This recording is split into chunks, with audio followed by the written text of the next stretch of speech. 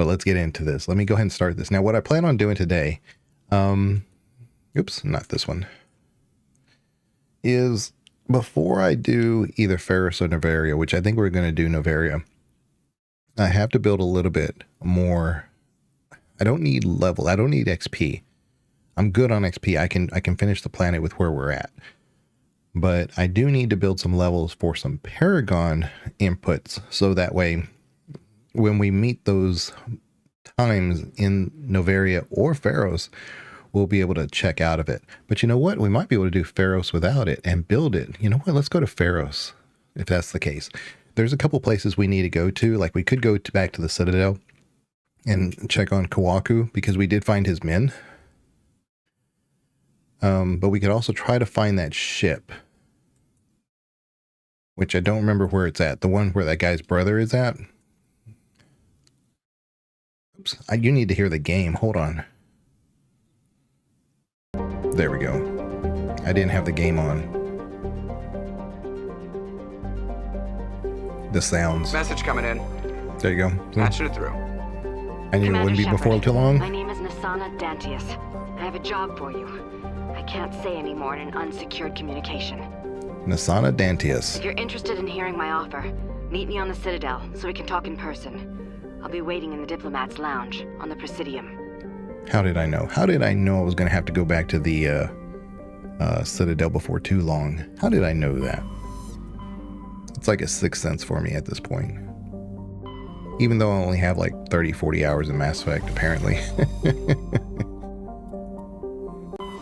Nasana Dantius. Remember that name.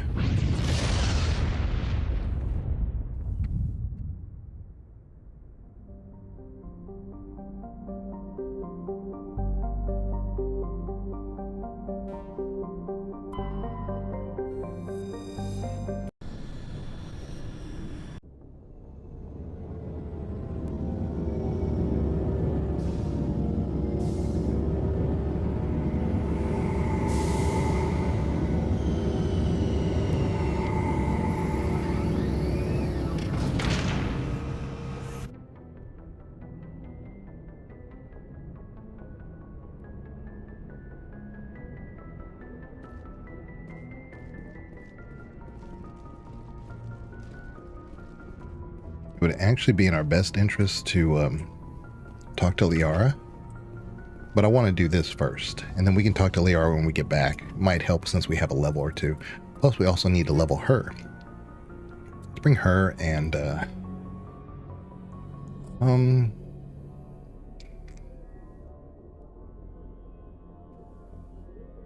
bring Tally.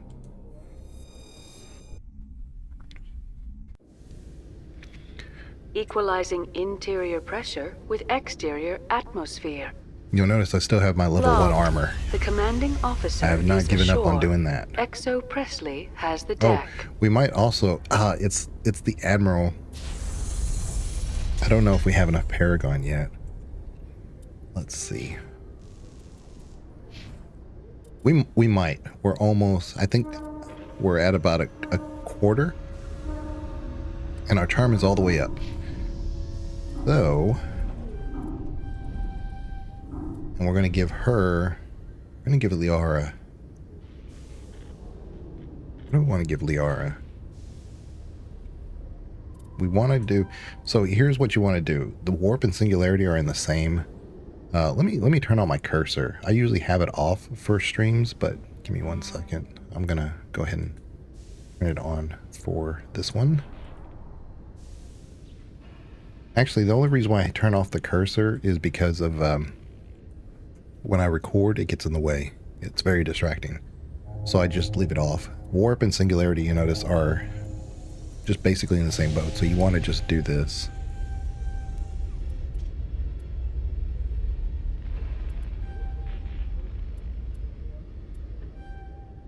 Come on, stop. Okay. And then throw is okay, but lift is better. But throw's pretty good. She just, and barrier is definitely helps her since she doesn't have really great armor.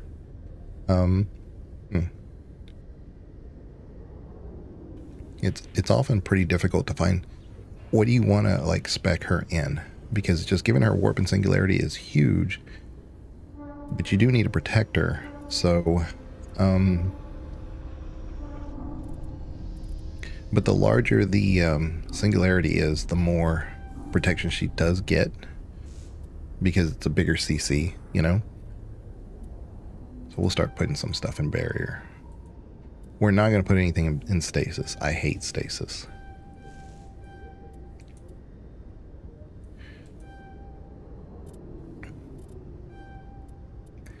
If we make her just a pure barrier person, that might work, actually. Yeah. And then we can put advanced singularity. Increases the radiant duration. Oh, okay. Allows it to use it more often. Great. So it adjusts the cooldown. And then now we'll just go and put the rest in first aid. I don't care about electronics at all. There we go. This might be a run where we actually bring Liara a little bit more often. Me, Liara, and Tally. 2 engineers and a biotic. Could be a lot of damage. Man. Okay, well, let's see. Oh, Tally's got a few points. I need to put some stuff in pistol so we can unlock her shotgun. Yeah. Okay. There we go. We'll save right here because I hate to kind of screw this up, but let's try to talk to the Admiral. Rear Admiral Mihailovic, 5th Fleet. Commander Shepard, SSV Normandy. You don't know who I am, do you, Commander? I command the 63rd Scout Flotilla. You and the Normandy were slated for my unit after shakedown. And the Council got their paws, claws, tentacles, whatever. They got them on our ship and you. So one of the highest ranking Alliance admirals refers to aliens as they got their the Council got their paws, claws, tentacles, whatever. You never hear Ashley say things like that. She says things like, I can't tell the difference between the animals or the people. That's kind of a matter of fact. She's saying she can't tell. And a lot of times people are like, well, that's just a comment. Like if she had malicious intent, there would be malicious something behind that. She would say more to that. She's actually saying she doesn't know. She's pleading ignorance. And that's not an excuse. But she is pleading ignorance. He is not. He knows exactly who's on the Council. And he chooses to say this. I still serve the Alliance, sir. As a Spectre, I can advance our interests to the Council. You still know what color your blood is, Shepard? I don't begrudge the politician's decision to throw you to the Council. It's an opportunity. I do begrudge this over-designed piece of tin, though. The Normandy is a fine ship, sir. She's served us well so far. It's a gimmick, Commander. Useless in a stand-up fight. This experiment diverted billions from our appropriations bills. For the same price, we could have had a heavy cruiser. But no, we had to make nice to the Turians, throw money at a co-developed boondoggle. I'm here to make an inspection, Commander. Normandy is an Alliance warship. I intend to see she's up to snuff. We'd be honored to show her to you, Admiral. I'll just bet. Wait here. I won't be long. Commander, I'm not happy. What did you find out of order? Who designed that CIC? Putting the commander aft of everyone else is inefficient. What if he needs to discuss with the operators toward the bow? Modified Turian style. They prefer commanders looking over their subordinates rather than in the middle of them. We wanted to see how effectively they can command with that setup. Reasonable goal, but they should have studied that in a lab rather than on a frontline warship. I had to shake my head at that drive core of yours. 120 billion credits of element 0 to make this thing able to move without giving itself away. You realize we could make drive cores for 12,000 fighters with that money? What good is it to hide for a few hours anyway? Useless. We can loiter in an enemy system and monitor traffic or drop infiltration teams on enemy worlds. Normandy could be more effective than the Solarian STG. Maybe. But that's not the job of a proper warship. We're supposed to find and kill the enemy fleet, not count how many times their garrison goes to the bathroom. And we need to talk about your crew, Commander. Krogan? Asari? Turians? What are you thinking, Commander? You can't allow alien nationals free access to Alliance equipment. Now, one thing he does say that's very consistent with Ashley is that she makes note of her concern about the Krogan, Garrus, not Liara, because Liara is not around at the time. But they're all excluding Tally. This is so funny because the Quarians are so excluded as a species that even when they express their concerns, they're not concerned about the Quarian, although they will all complain about Quarians. But the most dangerous person on the ship actually is Tally. She's the one who could hijack the whole thing, take it to the fleet if she wanted to. They wouldn't allow it. They wouldn't let her just, pirate a ship and bring it back to them. But it's amazing that everybody excludes Tally when she is by far the most dangerous person on that ship. Between Saren and the Geth, we have enough enemies out here. Treating other species with suspicion and distrust won't win hearts and minds. That assumes the hearts and minds are worth winning. That hasn't been proven yet.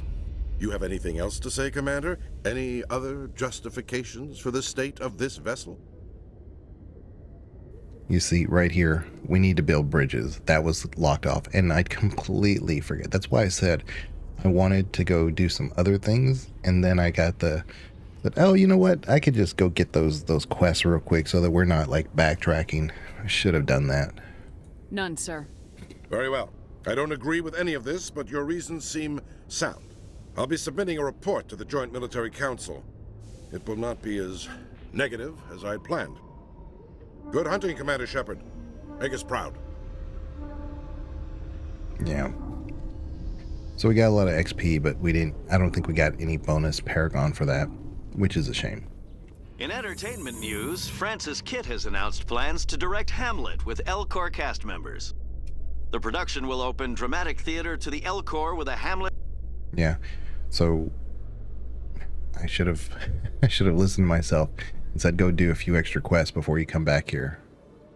Because we got extra XP, but I don't think we got any extra Paragon that we could have probably received if we did the whole thing as a Paragon run. Commander, Khaleesa been seen in Al Jalani, Westerland News. Would you answer a few questions for our viewers? What do you want to know? You've been given a unique position to represent our race. People want to get a sense of how you'll do that.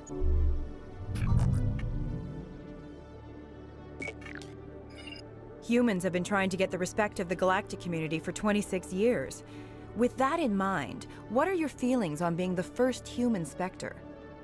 The Spectres represent the best of every species in the galaxy. To be asked to join them is an honor. Some have said your appointment is the Citadel throwing humans a bone. Have you encountered any situations where the Citadel asked you to place its needs before the needs of Earth? The Council is concerned with the needs of the whole galactic community. We're part of that community now. Our needs are on their agenda, but we're one of many. You really do believe that, don't you? You've been given command of an advanced human warship for your missions. Is there anything you'd like to say about it? Actually, the Normandy was co-developed by human and Turian engineers. Its design incorporates many innovations, all of which are classified, I'm afraid. So the Turians have knowledge of the Normandy that is being kept secret from the Alliance public? Do you think it was appropriate to hand Earth's most advanced warship over to the Citadel? I wasn't aware it had been handed over to anyone. I'm in command, and last I checked, I'm human. Same goes for my crew. Human, yes, but you do work for the Citadel now, Commander. One last question, Commander. Rumors back home say you're tracking a rogue Spectre named Saren. Do you have any comment on that?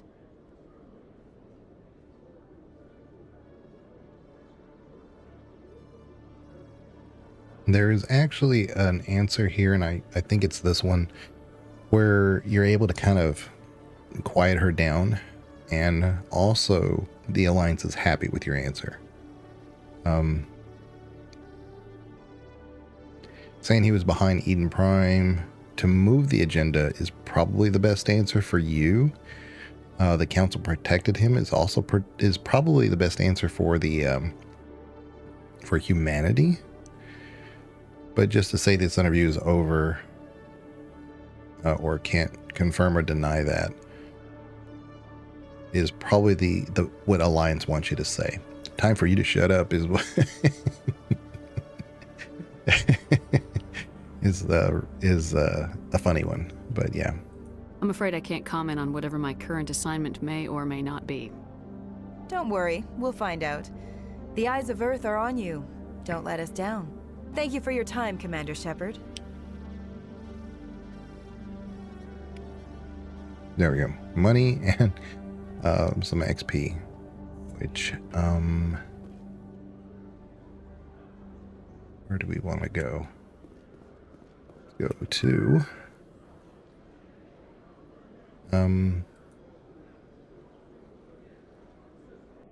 no, I didn't want to go to the embassies.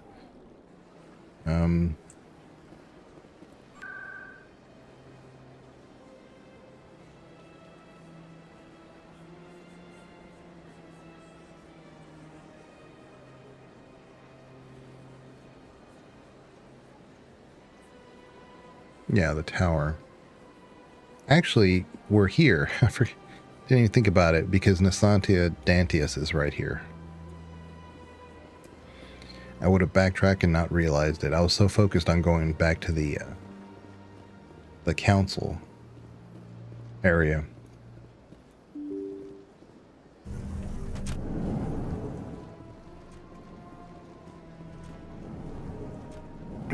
Let's see what Nasana Dantius has to say. Like, I can't really downplay how interesting this conversation will be going into Mass Effect 2. Commander Shepard, I am Nasana Dantius. I see you got my message. It sounded like you needed some help. I do. My sister Dahlia is a crewman on the cargo vessel operating out beyond the fringes of the Traverse. Her ship was attacked by privateers. There were no reported survivors. I'm sorry for your loss. This is where it gets complicated.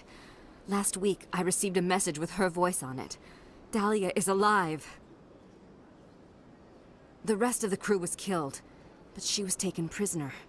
The slavers demanded a huge ransom from me in exchange for returning her unharmed. Why didn't the raiders kill Dahlia along with everyone else? My sister probably told them who she was. My family's very wealthy, Shepard.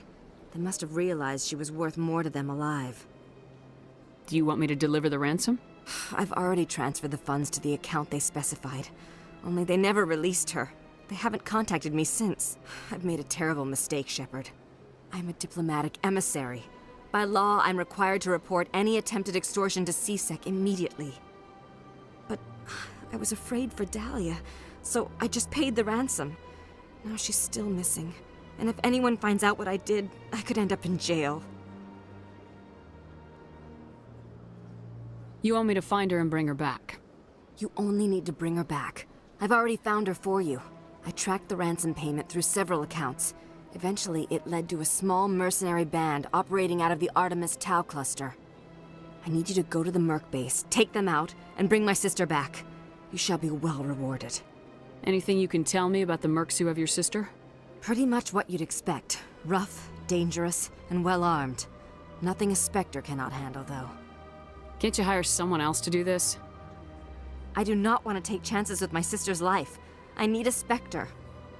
Besides, you operate outside official channels. My superiors cannot find out I never reported the ransom in the first place. How'd you find out who was behind the ransom? I have resources. Contacts and credits can go a long way, especially if you're willing to bend the rules. I already broke the law when I paid the ransom. This couldn't make things any worse. Don't worry.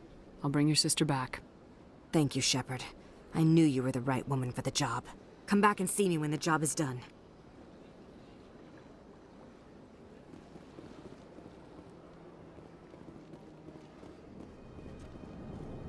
place seems strange. I wish there were more humans around.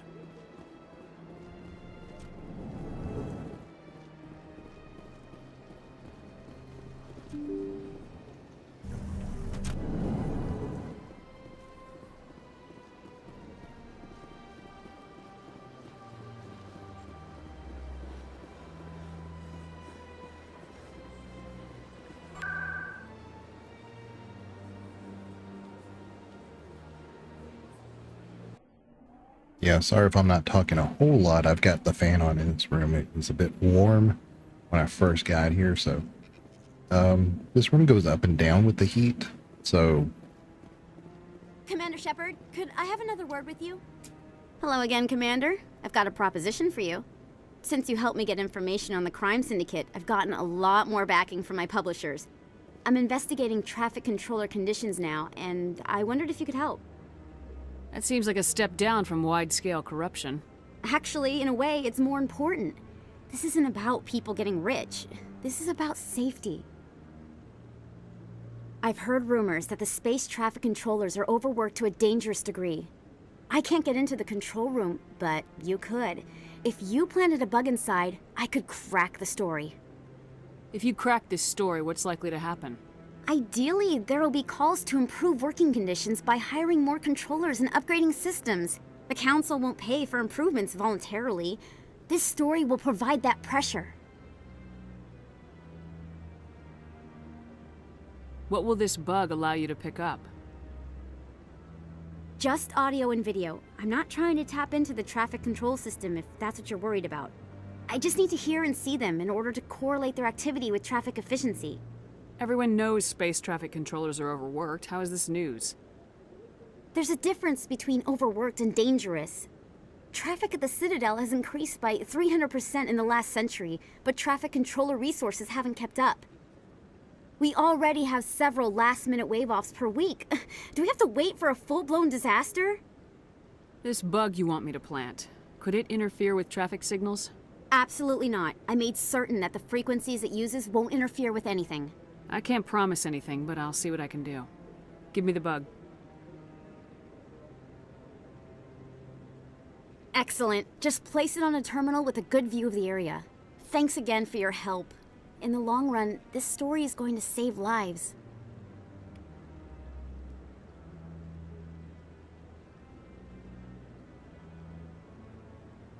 okay. Sorry, I noticed I had added a feature on here, and let me hide that. There we go, because it was distracting me.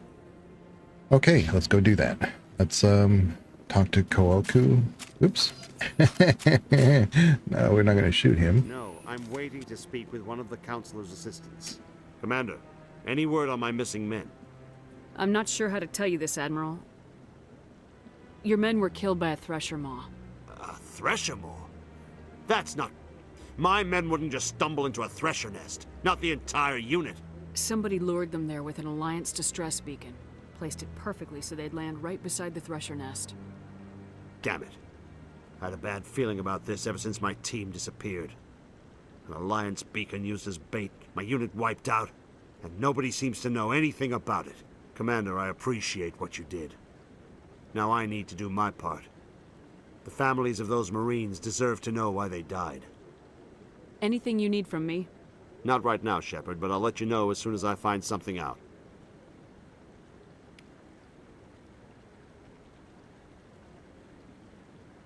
See, this is why I wanted to come back to the Citadel, because you get more quests, you're able to turn in a few things, and you know, XP is your friend when it comes to playing on Insanity.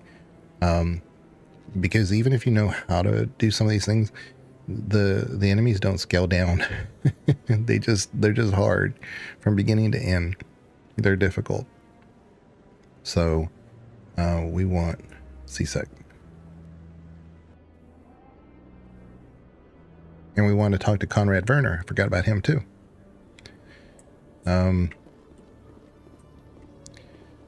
This way. No. This way.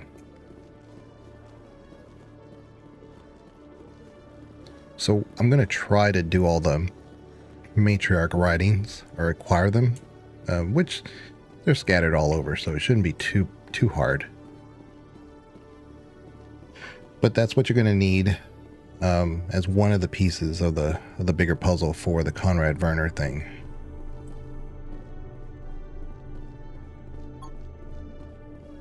Mm-hmm.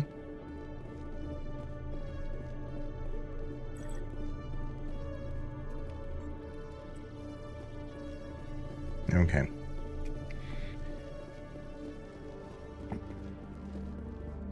I don't know if I have to go all the way back to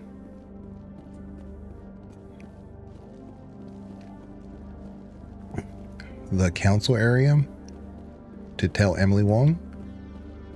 But I think also this is about the area where we can meet Shepard's mom's friend or ex-coworker.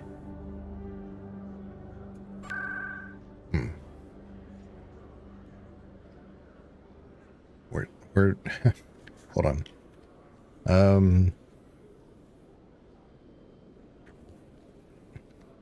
That is in the wards between, I believe. Let's go to the market first. Talk to Conrad Werner.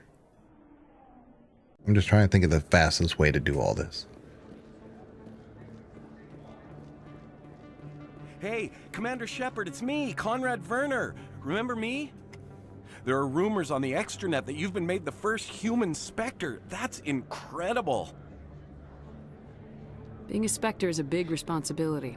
I just want to make humanity proud. The vids are all talking about Commander Shepard fighting for all of us back home. And your grace and skill have inspired a whole legion of admirers, too. Whole legion, huh? Hey, can I get your picture? I don't have a problem with it, but why? Are you kidding? Nobody will believe that I talked with the beautiful Commander Shepard unless I get a picture. Just hold up your gun.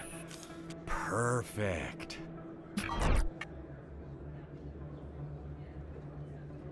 Thanks again, Commander. I'm gonna hang this in my living room. My wife will love it. It's easy for me to criticize Conrad Werner, but I have Shepard's image here and there and the statues. Welcome back, Earth Clan. Will you be needing supplies for your return to the colonies? Tell me a little bit about Pharos. I'd like to know more about Pharos. It's an old Prothean world. Their buildings still litter the surface. The humans aren't the first to colonize it, but they are the most recent. I just realized I haven't heard from my contact on that planet for some time. Ah, well, I'm sure he's fine. What can you tell me about Noveria? The corporate capital of the Attican Traverse. Very cold. Very snowy. I don't get too many clients from there. They all have their own private suppliers. Now, if you're going to do this on your own and you're not too concerned about, like, because I'm not trying to 100%, I'm just trying to unlock certain things that I know will translate into Mass Effect 3 and even 2. But in order to do that, you have to have a certain amount of Paragon. You have to have done it, unlocked certain conversations. Certain people have to be alive, and they don't change the game at the end of the day. I just want to see those things. Since we're playing 1, I might as well do what I can so I can see the stuff in 2 and 3. But if you're doing this on your own, I'm going to always suggest going to Noveria first. It's easier. You get a lot more XP. The navigating the hot labs and things like that is more difficult than Pharos, but once you know it, it's not too bad. They definitely could have made that better. Because there's an easy way to do the hot labs. Well, not an easy way, but a shortcut through it all, but you miss a lot of things. You'll miss, drops, loot, XP, but in the bigger picture, it's not that big of a deal. Pharos, on the other hand, is fairly straightforward. You can get lost a little bit, but the enemies to me are harder. It's a little bit longer, and then the final portion of Pharos, to me is pretty difficult because of all the husks that come at you, especially on Insanity. So I'm going to do that one first because I believe that I can kind of knock all that out, as long as we're not dumb about it. But Novaria requires kind of a Paragon check. And I that's why I said Pharos not so much. You don't need to do it as much in Pharos. There are some areas, but we should be good when it comes to that. Show me what you got. Most excellent. Most I'm excellent. sure you will find something pleasing. I want to sell. What do we got down here? Yeah, everything that's one, I'm going to basically sell. Except for the first aid interface.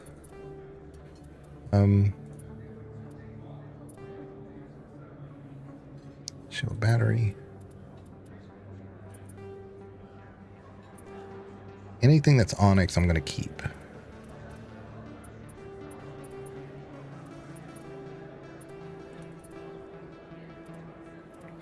It's the worst inventory system by far.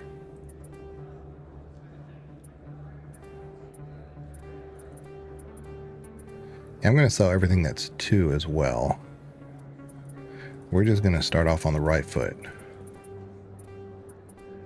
Scimitar, we're going to keep.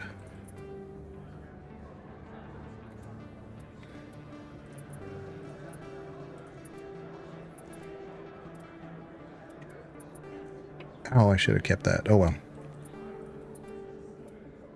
Yeah, it's a level 2. It's fine. So everything that's level 3, I'm going to keep for now. But I may just go ahead. I should sell all that, to be honest. Like the Shotgun Storm 3, we know that that's not better than what Rex has. So let's see what they have, just so I can look. Cipher Tool. Oh. Shield bonus is 15. Attack cooldown is 4. Ooh. It's going to be a while before we start getting level 5 drops. And it's only 11,000. Yeah. I'd be a fool not to take that one, right? And for Liara, ooh, a cooldown bonus of 22.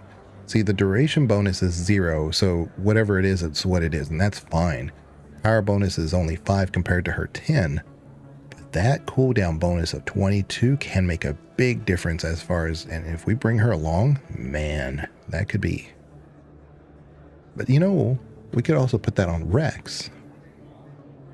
And him putting that on as his barrier. Oh man, this is probably a good one too. Let's go ahead and buy that. Oh, Metagel upgrade. Yeah, so we want this too. That's how many we can hold. So I'm glad I came here. Yeah, like I said, there's always like things in the back of my mind that says, you might want to do this, you might want to do that.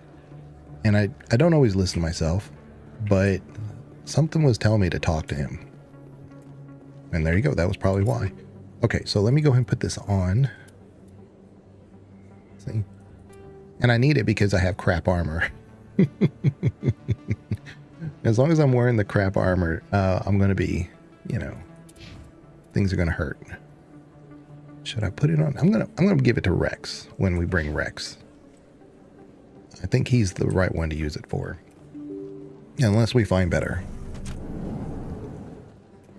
And then what I want to do is I want to go to the elevator down below. And I think we'll be able to talk to Shepard's former co-worker, Mom's former co-worker. Celebrations are being planned for the anniversary of the end of the Rachni Wars. Many Council worlds, particularly Asari and Solarian colonies, will hold victory parades to commemorate the defeat of the invading Rachni.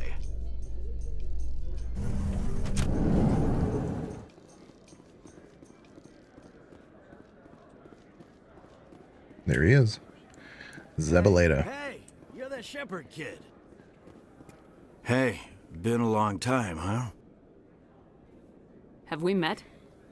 I guess you don't remember me. Lieutenant Zabaleta? I worked with your mother. We served on the carrier Einstein. Well, that was 12, 13 years back, though. You were just a kid then. I guess you're not in the service anymore, huh? You're retired, yeah. You know how it is. Times are tough for vets. They always are. I didn't see her much that tour. The ship was on patrol most of the time. Hey, call your mom up and ask. She'd remember old Zabaleta. She'd vouch for me. Look, I need a favor. I'm kind of short on money these days. I hate hitting you up for money, but a man's gotta eat, right? So, could you spare something? Maybe 20 credits. 20 isn't enough to get you back on your feet, is it? No. I'll just get a meal. You know. Yeah, it's not a problem. You're a good kid, you know that? Thanks. You ever want to come by and talk, I'll be here. Huh? Can't afford a ticket home, right? What do you say we head down to Cora's den after shift? Sounds good. Some of the others are going for Novio's farewell thing. Damn, I forgot that was today. Where's he going again? Noveria. Apparently, they've got a huge demand for corporate security. Noveria? Isn't that the frozen planet? Yeah, I wouldn't go, but I guess the pay's pretty good. Huh. So that is there so that it kind of tells you a little about Noveria before you go there. But I really wish there was more of that in this game. Versus just everything being... I guess it's hard to criticize, you know, when this is a brand new IP at the time when it came out. In a further development in the Eden Prime investigation, the Council has reportedly revoked the Spectre status of one of its operatives. While the unnamed operative is not... And so you don't have all that lore to reference, right? You just don't know. I mean, as soon as you go to Noveria, you know it's a snowy planet. You know? There's nothing really that you need to explain to you.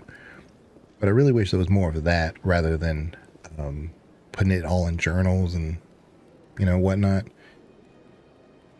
Oh, that's right. I was going to go to the Citadel Tower. Yeah, it's right here. I was going to say, what's faster? I think it's faster for me just... No. I don't care. I'm just... No, that's an elevator. The quick travel is the way. I keep forgetting.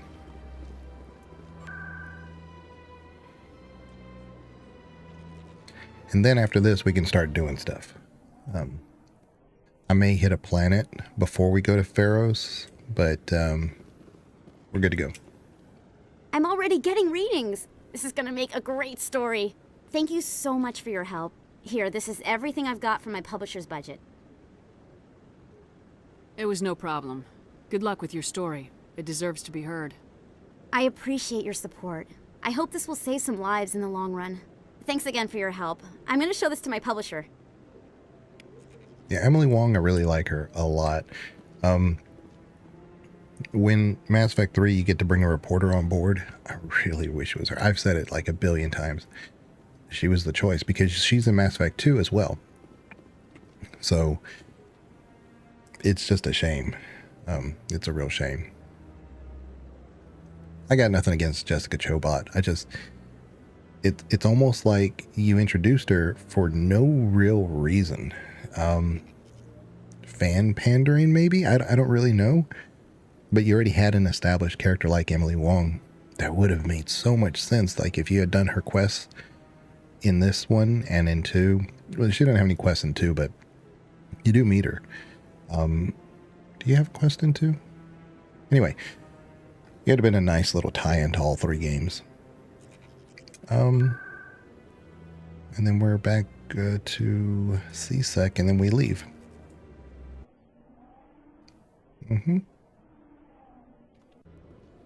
But that's why I came back to the Have increases Citadel. in Citadel traffic endangered our safety? Emily Wong offers an inside look at the dangerous world of space traffic control.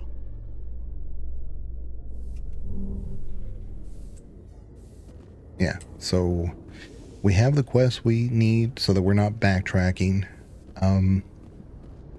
I just couldn't have unlocked those before we came back to the Citadel, so... Stand by. In other words, I couldn't have done it before we left the first time. They unlock as you've done things. Logged. The commanding officer is aboard. XO Presley stands relieved. Okay, now we'll go talk to Liara real quick. Yeah, now these codexes are available. I don't know why they weren't available before. But... because I was looking for them. You know? I was like, where'd they go? Oh, and we gotta go talk to our mom. And then we'll go talk to Liara.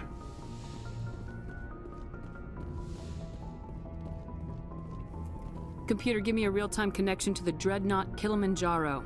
I want to speak to my mother, XO Shepard. Shepard speak? Oh, hi. I don't have time for a personal call right now. I'm on duty. I know what that's like. Do you remember Lieutenant Zabaleta from the Einstein? Ernesto? Have you heard from him? He was one of the Marines who guarded the CIC. We shared a watch. I lost track of him after there was an incident.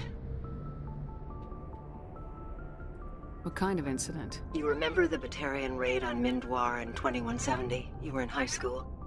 The Einstein's task group responded to the Mayday. The Batarians were still pulling out when the Marines hit groundside. Zabaleta was one of the first down. He was never quite the same after. So just so you know the timeline. That's another reason why I like this particular quest. It's optional. It's based on your background. It's not significant, but I can see the writers wanting to make this important. In 2170, Shepard was in high school. So the first contact war and a bunch of other stuff, and she's in between. All that. I don't understand. What happened down there? About every abomination that a sentient being can do to another. To a slaver, a person is just another animal. And humans aren't always liked out here. We heard about corralling, culling. They'd shoot those they couldn't use, implant control devices in the skulls of those they could, without anesthetic. He has post-traumatic stress because of what he saw? He tried to keep working, but it rode him. He showed up drunk on duty more and more. We couldn't always cover for him.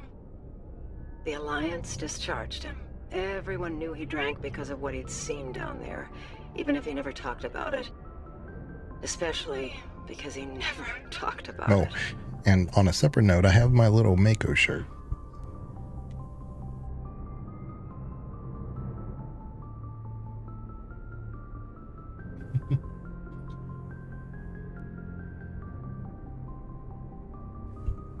At the bottom it says, handles like a dream. It's an 80s style shirt. I really, really love it.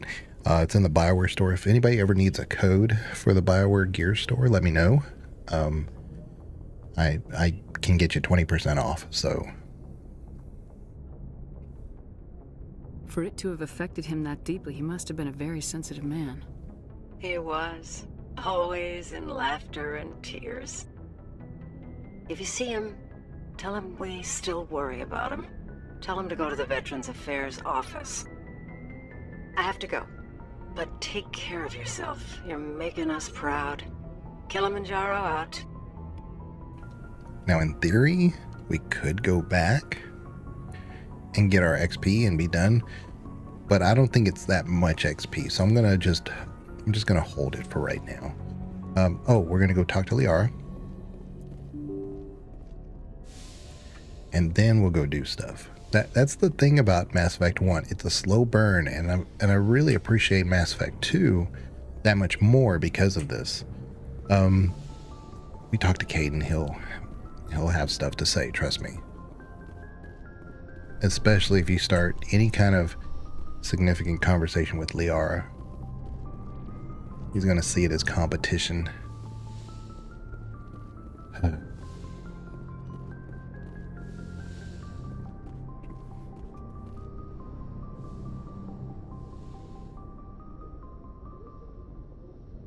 I never properly thanked you for saving me from the Geth, Commander. If you hadn't shown up, I'm just glad we got there in time. So am I. I know you took a chance bringing me aboard this ship. I have seen the way your crew looks at me. They do not trust me. But I am not like Benezia. I will do whatever I can to help you stop Saren. I promise. Don't worry, Liara. I trust you. I know you won't let me down. It means a lot to hear you say that, Commander. Thank you. Do you know why Benezia joined up with Saren? I don't understand it. She was always outspoken about the need for the Asari to become more involved in shaping galactic events. Maybe she thought allying herself with Saren would somehow be for the greater good in the long run. At least I hope so. This hurts you, doesn't it? None of this makes any sense to me. I have not spoken to Benezia in many years, but I know her, and this was not like her. Something changed. I'd like to know more about the Asari. We were the first species to discover the Citadel. We were instrumental in forming the Council, and we always strive to be the voice of peaceful cooperation in galactic disputes. My people believe we are all part of a single galactic community. Each species contributes something to the greater whole. Although we seek to understand other species, it seems few of them seek to understand us. The galaxy is filled with rumors and misinformation about my people.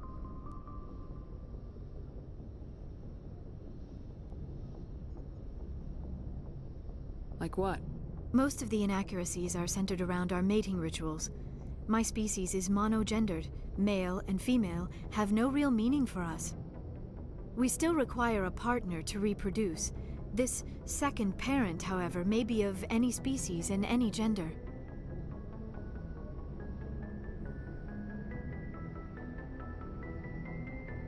I don't understand. Your species can mate with anyone? Mating is not quite the proper term, not as you understand it. Physical contact may or may not be involved, but it is not an essential element of the union. The true connection is mental. Our physiology allows us to meld with other beings. We can touch the very depths of their minds. We explore the genetic memory of their species. We share the most basic elements of their individual and racial identities. We then pass these traits on to our daughters. It is how we learn to grow as a species and how we develop a greater understanding of other races. What happens to your partner after the union? Every relationship is different. Some unions are a single encounter with both parents parting ways afterwards. Others can be more long-term. Sometimes an Asari and her partner will stay together for many decades. Do you know who Matriarch Benezia chose as her partner? She rarely spoke of her partner. Though I know my father, if you want to use that term, was another Asari. I thought you always needed another species to serve as one of the parents. Think about it, Shepard. If we were not able to mate with our own species, we would have died out long before we ever mastered spaceflight and left our homeworld. Union with our own kind is no longer common, not for the purposes of reproduction. Most Asari believe it weakens our species. Asari daughters inherit racial traits from the father species. If both parents are Asari, then nothing has been gained, or so conventional wisdom would hold. I am what is sometimes called a pureblood. Though no Asari would ever be cruel enough to say the word to my face, it is a great insult among my people. It is possible Benezia's partner was embarrassed by their union. She may have been too ashamed to publicly acknowledge me as her offspring. Maybe she wanted to meet you but couldn't. Something could have happened to her. Maybe she passed away. You might be right. I hope you are. But I have no way to know for sure. Benezia never spoke of her partner. Whatever happened, it caused her too much pain to dwell on it. She raised me by herself, though that is not uncommon. Many Asari raise their children alone, particularly if the father species is short-lived. Often the partner will pass on long before the child reaches maturity. And I never really give enough credit to Liara's voice actress, but it is phenomenal. I mean, it is absolutely 100% phenomenal. I do love Tali, but some of that is masked behind the engineering that they do with her voice. So, I mean, no complaints about Tali. I mean, Tali's S tier for me in every single aspect, but Liara, the voice actress for her really changes how you see Liara based on her level of experience, based on the circumstances, and yet she always sounds the same as far as familiarity goes. You know, you can hear the Liara from Mass Effect 1 in Mass Effect 3. There's not like this sudden, like, oh, I'm so much wiser and I know you, I'm more comfortable with you. She still has her own mannerisms that are ingrained, and you got to remember she's over 100 years old, which to her is not particularly long, but it's enough time to ingrain your method of communication, you know? So I can't say enough for how well Liara's voice acted. You Asari live for 1,000 years. What happens when your partner dies? Few sapient species live as long as my kind. We have learned to take a philosophical approach to our unions. We do not focus on the inevitable loss of our partners. Instead, we enjoy the time we spend with them. And even after they're gone, a part of them lives on in us. The union is a connection that transcends both time and space. I should go. Goodbye, Commander.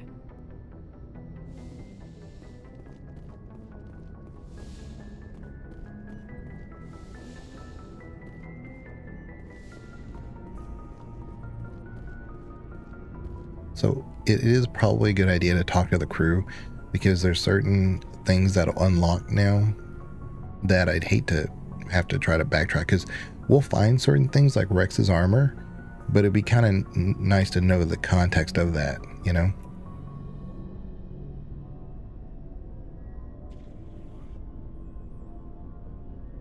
Commander, do you have a minute? I always make time for my officers. Off the record, I think there's something wrong here. This Saren is looking for records on some kind of galactic extinction, but we can't get backup from the Council? Sorry, Commander. There's writing on the wall here, but someone isn't reading it. The Council doesn't want to believe anything's wrong. I'd call it human nature, but... I hear you.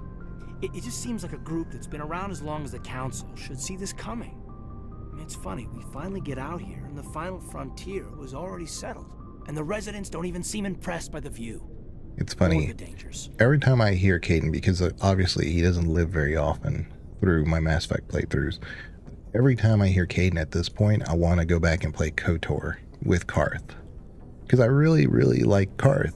I mean, to me, he's so much better than Caden.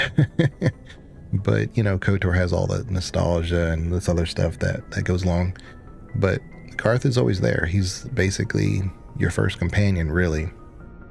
There is one in the tutorial, but really Karth is the one that's with you from beginning, and you can use him from the beginning to the end. So, but same voice actor. He says he acts the same way too, but it's a very different character. Well, well, you're a romantic. Did you sign on for the dream, Malenko? Secure a man's future in space? Yeah, I read a lot of those books when I was a kid, where the hero goes to space to prove himself worthy of a woman he loves, or, you know, for justice.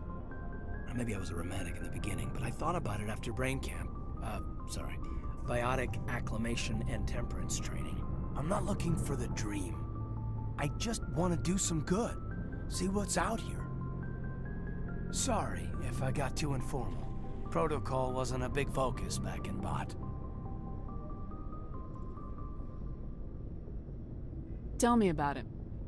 Biotic acclimation and temperance didn't last past the airlock. To the kids they hauled in, it was brain camp.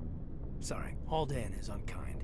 We were encouraged to commit to an evaluation of our abilities so an understanding of biotics could be compiled. There are worse results of accidental exposure to Element Zero in the womb. Beats the brain tumors some kids grew up with.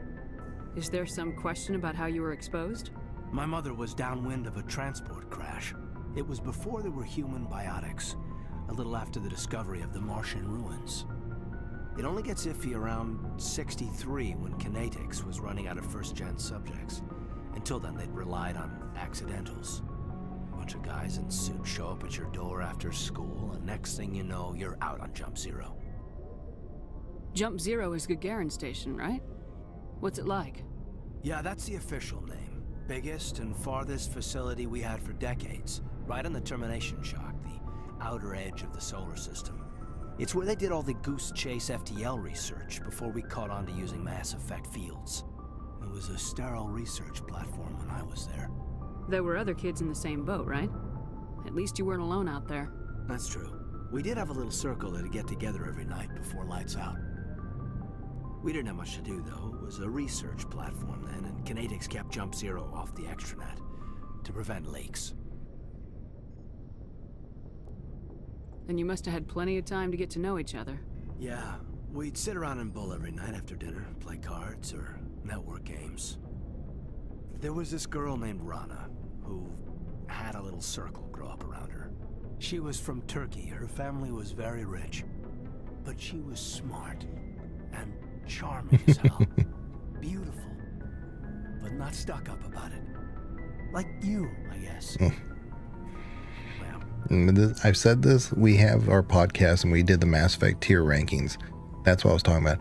I remember Rana. She was from Turkey. Oh, she was this, she was that. And, you know, she wasn't stuck up about it. She was really smart. Kind of like you, ma'am. Stop, Caden, stop. Sounds like she was special to you. She was. Maybe she felt the same. But things never felt together. Training, you know. See? And he could have just left it like that, talked about her and only her, and we moved on. And I would not probably have the same reaction, but he always juxtaposes those conversations. And so he's wishy-washy, for lack of a better term. He's deep in thought about one thing, and then he says, kind of like you, Shepard. Just, I get it. Maybe, you know, Shepard reminds him of her, but leave it out for right now. Just leave it out. You know of any intentional exposures for certain? No one knows. Doesn't mean they didn't happen. As big as the exposures were, it was hard to track down accidentals. It was different then. No one knew the potential, so there wasn't a lot of regulation. Anything Kinetics did was gold. I'm not saying they intentionally detonated drives over our outposts, but in retrospect, they were damn quick on the scene. Jump Zero's a long way from home. What was it like? The grand gateway to humanity looks a lot better in the vids. Anyway, this was supposed to be a casual debrief, not a bull session about stuff that happened years ago. We have to depend on each other in combat. I like knowing what kind of man I have at my back. I understand, ma'am. I won't let you down. You, make a habit of getting this personal with everyone?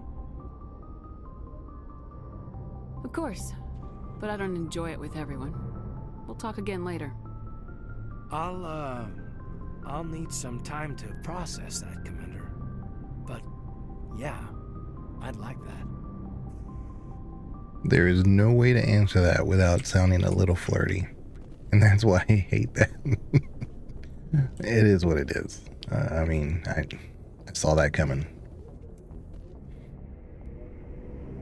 So we talked to Tally again, who, as we all know, Com absolutely hates. Because, you know, no matter what we do, she feels the need to tell us about the bigger picture of things. And, yeah. Something I can do for you, Commander. Now we've already done this. Carry on, Adams. Aye, aye, Commander. Okay. Oh, hello, Shepard. Yeah. See, we could say, like, I need this. Or we could just say goodbye. If you don't want to deal with Tally, you have options. You don't have to deal with Tally. But she's not telling you, man, I feel so horrible. She's not going up to you and finding you and saying, doing a cutscene with you and saying, look, we need to talk. I don't feel good. You go up to her. So since we're here. Are you okay? I don't know. Your ship is amazing. and your crew's been really great to me, especially your chief engineer. But I just sort of feel out of place. The Normandy runs so smooth it feels like we're not even moving, and the engines are so quiet. How do you sleep at night? The silence wakes you up? Back on the flotilla, the last thing you want to hear is silence. It means an engine's died or an air filter shut down. I guess you don't have to worry about that here. But old habits die hard. But it's more than just the silence. This ship feels so empty. It's like half the crew is missing. Back home, I couldn't wait to go on my pilgrimage. I couldn't wait to get away from the crowds. Now that I'm out here, I kind of miss them. Sometimes we don't appreciate what we have till it's gone. That's true. I'm starting to wonder if that's what the pilgrimage is really about. It's given me a whole new perspective on my people and our culture. You know, there's always a few who go on their pilgrimages and never return. I always assumed something bad happened to them, but maybe they just wanted a different life.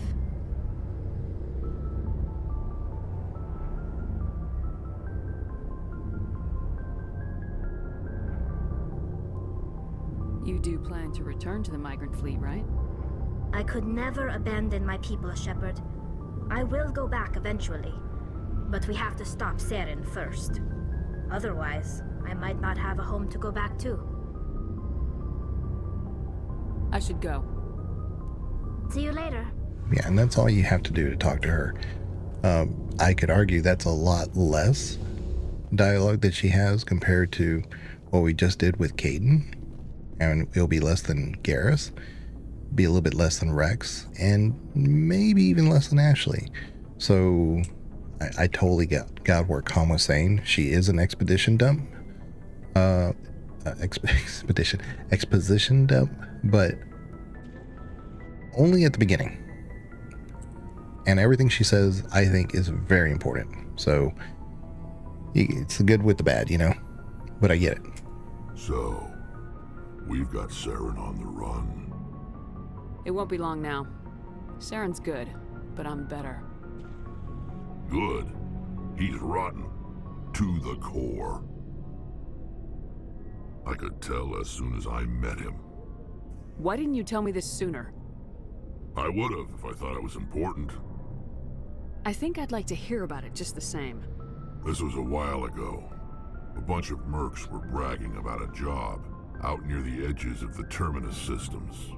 They said it paid well and the boss was never around to ride them. They said he was looking for more men, too. So I checked it out. I didn't know Saren was openly recruiting mercs.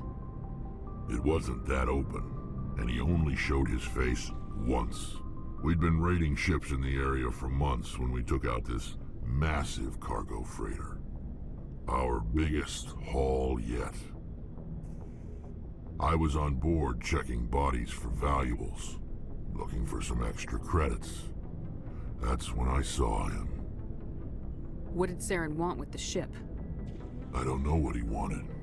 He was just moving through the ship, watching. A couple of the mercs called him by name, but he never spoke to them. Never spoke to anyone. I had a really bad feeling about him, so I got the hell out. Didn't even wait to get paid. What kind of cargo was the freighter carrying? What was Saren after? I don't know. All I saw on that ship was food and medical supplies. There were some basic weapons, but nothing big. If there was anything of value on that ship, I didn't see it. That's why I didn't mention it sooner. Whose ship was it? There was a Volus trading vessel. Big one. Lots of guards. But they were no match for us. That's the only time you saw him? Yeah. Didn't even know who he was. Still wouldn't if I hadn't joined up with you. But my instincts were right. Every other merc on that mission turned up dead within a week. Every damn one. So long, Rex. Shepard.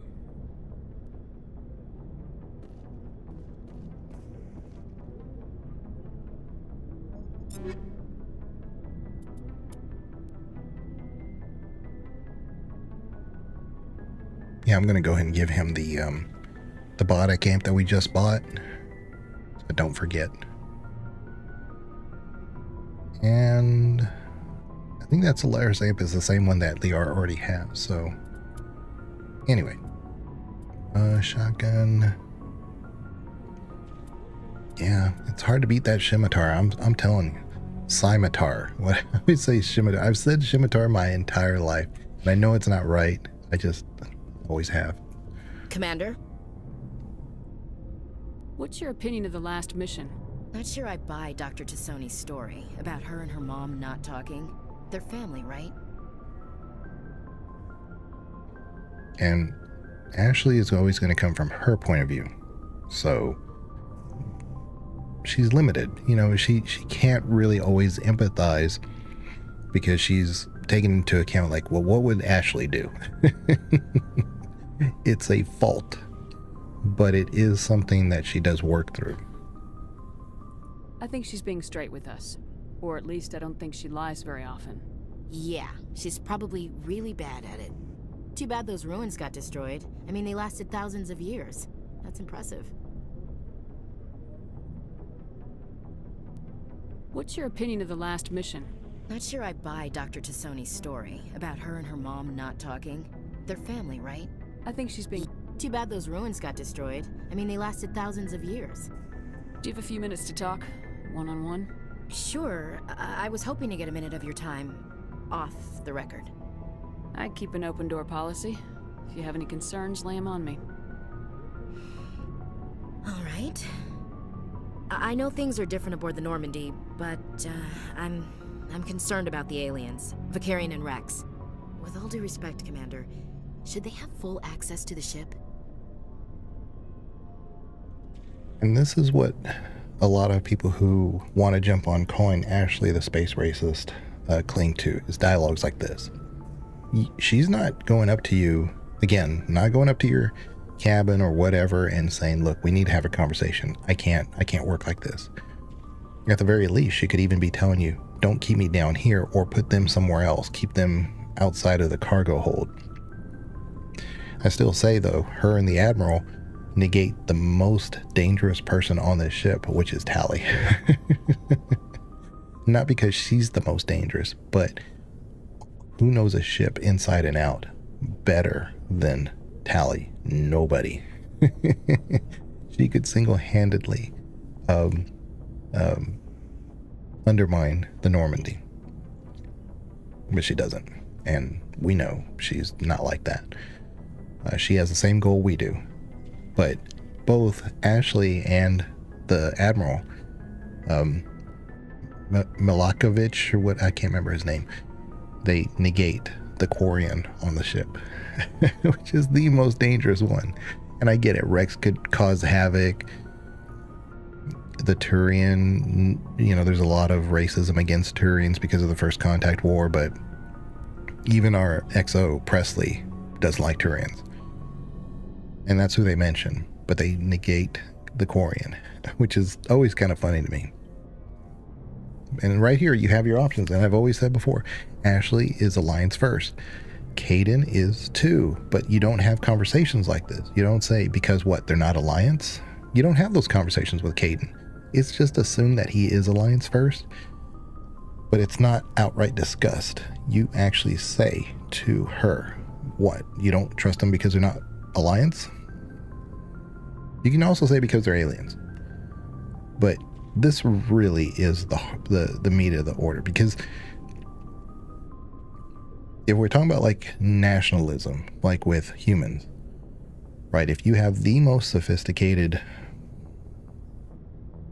piece of weaponry or a vehicle or something, and it's manned by people who are your allies, but you know, not necessarily under your flag.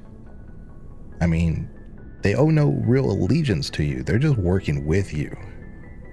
if their country said, we want you to take it over, you'd be hard pressed to believe that they wouldn't do that, right? Now, that's not going to happen with Garrus or Rex because they don't have those ties. But the fact is that it exists as a concern for Ashley, and that's why she's bringing it up, because you were to ask Ashley to go to a Turian ship, and then the Alliance were to say, Ashley, we believe that this ship is actually has bad intentions or this or that, we need you to secure the ship, she would do it. So she's always going to come from her point of view. And again, she's Alliance first, and I think that makes a difference in how you interact with her versus Caden. They may not serve the Alliance, Chief, but they're allies, at least as far as Saren goes. This is the most advanced ship in the Alliance Navy. I don't think we should give them free rein to poke around the vital systems. Engines, sensors, weapons. You don't trust the Alliance's allies? I'm not sure I'd call the Council races allies.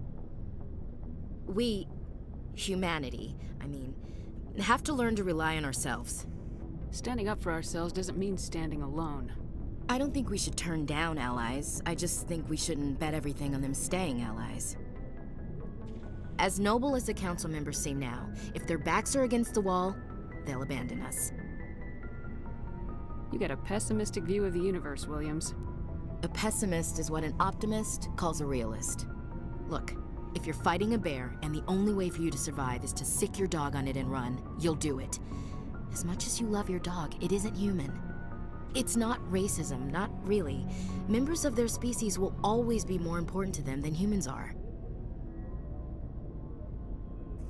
These seem like deeply held beliefs, Williams. What made you think this way? My family's defended the Alliance since it was founded. My father, grandfather, great-grandmother, they all picked up a rifle and swore the oath of service. I guess we just tend to think of Earth's interests as our own. It doesn't sound like you've worked with aliens before. No, ma'am. Mainly I've been groundside, part of the surface garrison forces. I did get a rotation on a space station for training. Every Marine a rifleman, every rifleman ZG certified. That's odd. Your record is spotless and your technical scores are exemplary. You should be serving with the fleet. Anyway, that's why I haven't served with many aliens, Commander.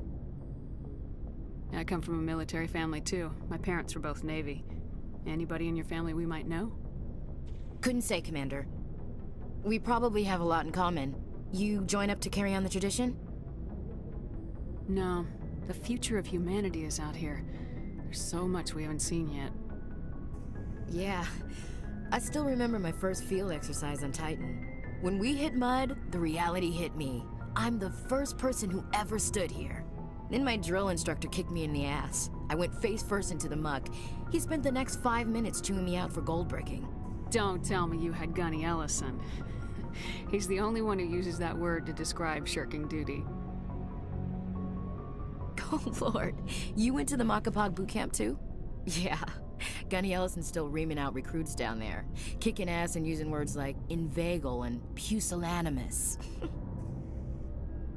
I come from a military family too. My parents were both Navy. Anybody in your family we might know? Couldn't... We probably have a lot in common. You join up to carry on the tradition? Mainly I wanted to serve. Protect the Alliance, save lives, you know? Glad to hear it. I'd hate to think you were out here for a free college education. You see, so I that's why I chose both to see space, and you get to like advance a little bit of a little quirky shared experience between you and Ashley. But when you say that you're there for the Alliance first, she's like, hell yeah. I don't want you thinking it's like for a free ride. She's Alliance first, and you don't get that from Caden. It's assumed Caden is Alliance first, and I don't question it. But it's not as vocal as Ashley, and that's why she's so in that corner of how can we really trust aliens on the ship? And it's always been because of some of her comments, and that's the unfortunate part. She makes comments when she's on the Citadel like, I can't tell the animals from the other species and stuff, because she is ignorant. And she says as much. She hasn't done tours with aliens. You ask her specifically, so you haven't worked with aliens that much. She says, no, I really haven't. And again, it's not an excuse, but there's reasons for that. You don't get that from Caden because he's worked with these other groups. You know. So he may have the same sentiment, but he's already worked over that. You know, he's already gotten over that. Maybe he doesn't feel that way to begin with anyway. But there's a reason why all this exists, is because humanity as a group, as a collective, are generally pretty racist. And that's, you only get to hear Ashley speak about this stuff, so it seems like she's the forefront of all that. She's actually not. She's asking the question. She's giving her point of view and why when you ask. She doesn't just lay it out in front of you. You have to ask why. So yeah, I can totally see Ashley's side of things. But all right, I can see where your concerns are coming from, Williams. But this is a multilateral mission. You're gonna have to work with aliens, like it or not. It won't be a problem, Commander. You say jump, I say how high. You tell me to kiss a Turian, I'll ask which cheek. I'm glad there won't be a problem. Anything else you need, Commander? Do you have a few minutes to talk? I'm sorry. I wouldn't mind talking more later, though. Dismissed, Chief. Ma'am. Okay, so we'll get to talk to Garrus now, and then we can go to a planet or two that we should be able to knock out. Commander, how are you? Why did you want to be a C-Sec officer in the first place? That's a good question. There were several reasons, I guess. Like what? Probably the same as most officers. I wanted to fight injustice, wanted to help people. I guess my father had something to do with it too. He was C-Sec, one of the best. I grew up hearing about his accomplishments or seeing his picture on the vids after a big arrest. He's taking my resignation pretty hard. That's tough. But you'd think he'd be impressed you're going after Saren. My father's a C-Sec man to the bone. Do things right or don't do them at all, he says. He thinks I'm being too rash, too impatient. He's worried I'll become just like Saren. He actually talked me out of becoming a Spectre when I was younger, for the same reasons. You were asked to be a Spectre? Well, I was targeted as a possible Spectre candidate, me and about 1,000 other Turian military recruits. I could have received special training, but my father didn't like it. He despises the Spectres. He hates the idea of someone having unlimited power with no accountability. He wouldn't like you, Commander. No offense.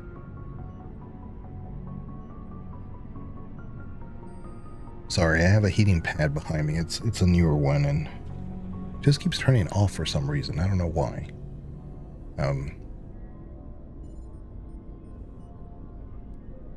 Not all Spectres are like Saren, you know. Of course not.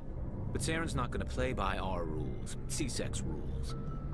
If you want to nail Saren, you need to send someone who isn't restricted by policies and procedures. See, right here is where you get to gauge Garrus, but also kind of tell him kind of where you are in the bigger picture. Right here, it's kind of like an internal Paragon Renegade meter for Garrus. If you want to nail Saren, you need to send someone who isn't restricted by policies and procedures. You can agree with that. Or you could say, not necessarily. And this is why I said, like, we need to probably, at some point, maybe in our podcast, do a Mass Effect companion speculation of alignment. Like, is somebody lawful good or lawful evil? Things like that. I've always had a hard time with Garrus because by the definition of how he is treated in Mass Effect, he's a true neutral, but he's not a true neutral. A lot of people would probably be inclined to say he's the neutral good, maybe even chaotic good. But I actually think he's more inclined to be chaotic evil, and then he changes alignment to be a true neutral. Because that's just what he is. Whatever Shep says, he's good. He's along for the ride. And so I say chaotic evil because he starts off with these conversations. He says, this is not my interpretation. This is what he says. You need to send someone who isn't restricted by policies and procedures. That's how he feels. You're not trying to tell him yes or no, and then he changes the needle. This is his initial belief. So that's a renegade. And I would say that that's not good, that's evil, if we're looking at, black and white. So we'll say not true. Just because you can break the rules doesn't mean you should. I don't need to stoop to Saren's level to stop him. And neither do you, Garrus. I see what you mean, but I'll think about it. Thanks, Commander. Like I said, he's malleable. We want to make sure he doesn't fall to harm, but... Looking for supplies? We also don't want to... Let's see what you got. You bet, Commander.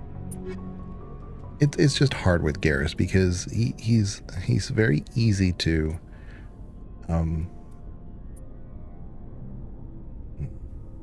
bet you this is going to be better for him. But it's just a level 2. It's only 1700. Why don't I get that? Just in case. Okay. And I want to see if there's any...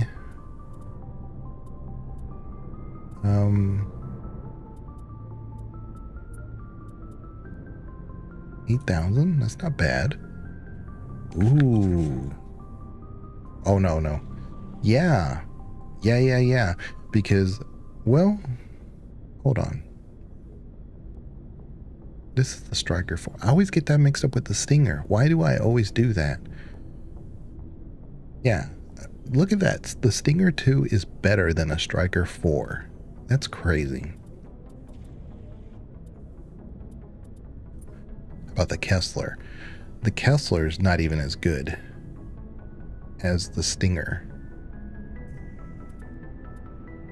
The Scimitar 5, the Scimitar, I should say.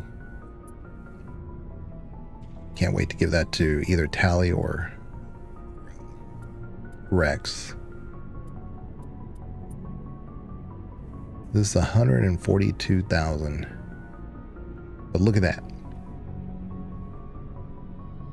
256 DPS, 6 heat sink capacity, and the accuracy is 88. I'm really inclined to get this because we're gonna make money. Oh wait a minute, I thought I had 263,000, so we don't have it. I would buy it. I would buy it right now if I could, because that's a huge upgrade, and we'll probably never need to upgrade for quite a while. And since we're pretty squishy because I haven't upgraded my armor at all, would come in handy. But I thought I had more money than I did.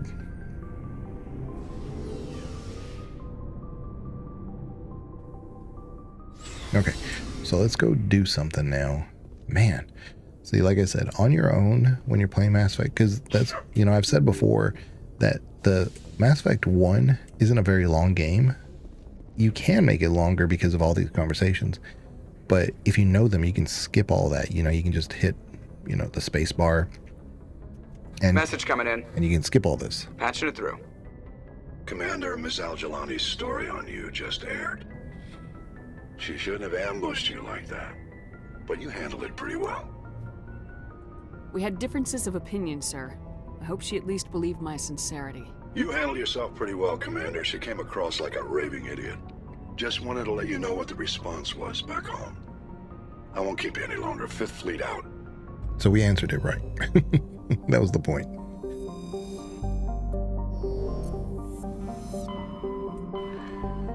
Yeah, I really wish there was a way to ensure what quests are where. I think Artemis Tal, I believe, is a good spot. No. This is where we got Liara. That's right.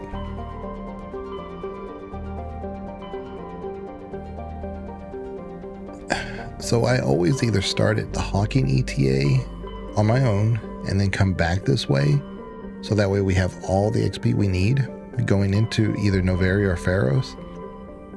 But I don't want to do the whole thing because I know there's a few hard things along the way. But I'm thinking Hawking ETA is where Nasana Dantius is. I should check my journal. I should just check my journal. Hold on. Speak to Zabaleta. Yeah, that's the mom. I mean Dahlia. Artemis Tau. Artemis Town. Macedonia. Macedon. So I was right. That was where we got Liara. But I want to go do that first. Let's go do that first. Again, back of my mind said go here, and I didn't trust myself.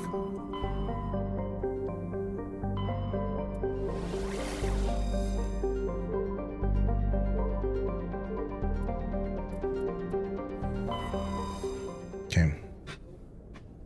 But yeah, when you're in a lot of these conversations like with Ash, Rex, Garrus, you can just hit the space bar and just skip all that. You can still have the conversation, but if you already know what they're going to say, you can skip past it. So that's why I said Mass Effect 1 is not a very long game. If you know how to play it and you just want to get through it, I could blitz through this pretty fast. But since this is the first time we're covering it on a stream on this channel, Commander just came in over a secure channel. Shepard, this is Admiral Kahoku. I found out who set that trap for my men. The ones killed by the Thresher Moor. Damn, I hope you get this message. It was a group called Cerberus. An Alliance Black Ops organization. Top secret, highest level security clearance. They vanished a few months ago. Dropped right off the grid. Nobody knew where they went or what they were up to. They've gone completely rogue, Shepard. They're conducting illegal genetic experiments, trying to create some kind of super soldier. I don't have any proof, but I found the coordinates for one of their research worlds. I'm uploading them with this message. They're completely out of control. Somebody needs to stop them. I've done my part. Now it's up to you. This is probably the last you'll hear from me. Cerberus is after me now. I need to disappear before they find me. A lot of people forget that the Cerberus was a former Black Ops group of the Alliance. And if you know a little bit about the Elusive Man and his backstory, that makes sense. And him and Saren were possibly indoctrinated at the same event. So, anyway.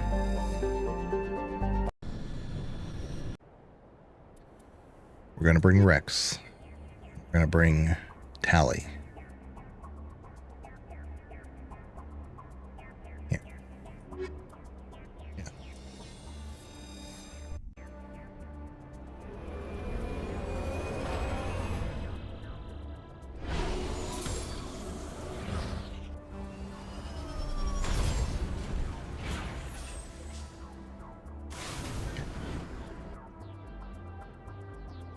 We've already been here, but we go back here. I do believe we're on the right planet, though.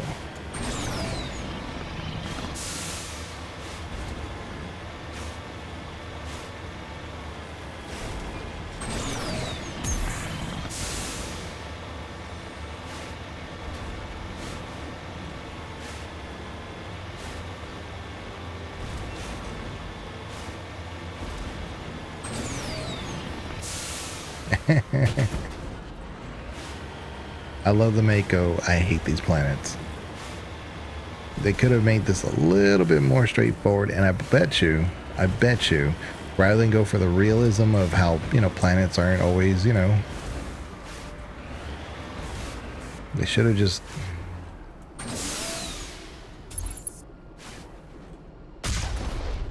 Okay.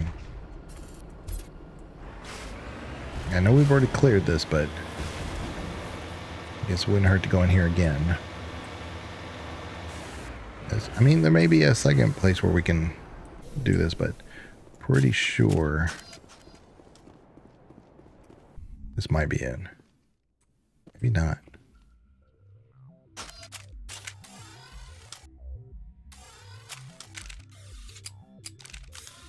Would be the last gun I pick. We want her to have the shotgun.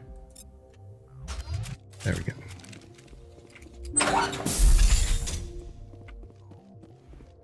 I know we've been here.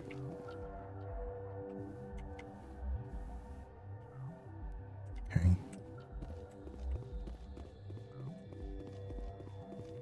We haven't been to too many places, but I know we've been here.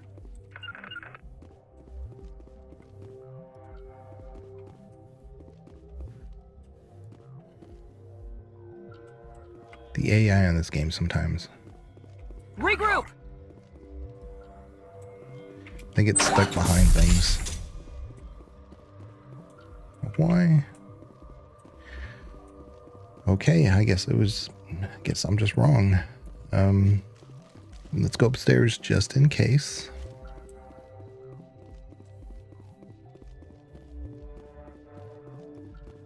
I was pretty sure there was only one planet.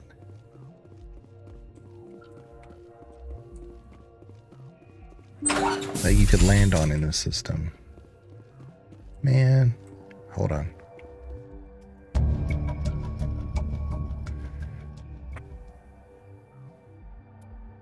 Yeah, there it is.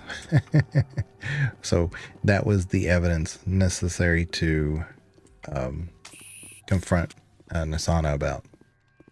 So we did it. I thought we would have to fight our way out of here again.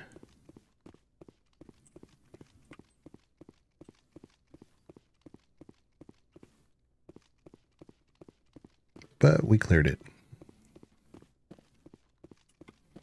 Yeah, most other games would have had you, like, they would have repopulated it and you'd have to refight them again.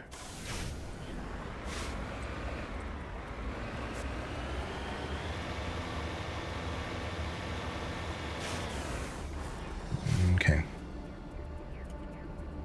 Let's go back to Normandy. And, well, now that we did that, maybe we can do something else real quick.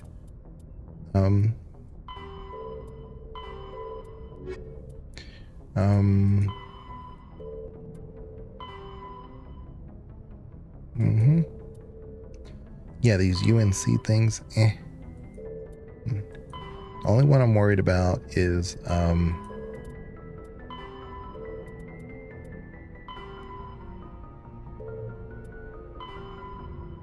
where is it? Asari writings. There it is.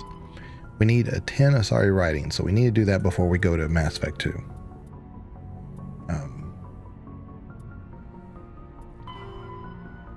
Go to the Yangtze system in the Voyager cluster and investigate Cerberus activities on Benthu. I mean, it's not the worst thing we could be doing first. Voyager cluster, Benthu. Okay, let's do that.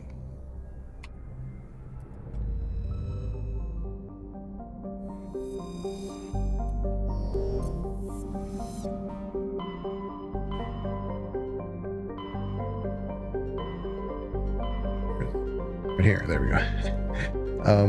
Like I said, you don't need the quest to find some things, but it kind of, for me on my own, I always do all this stuff like just separate, and I usually go clockwise from 12 o'clock around.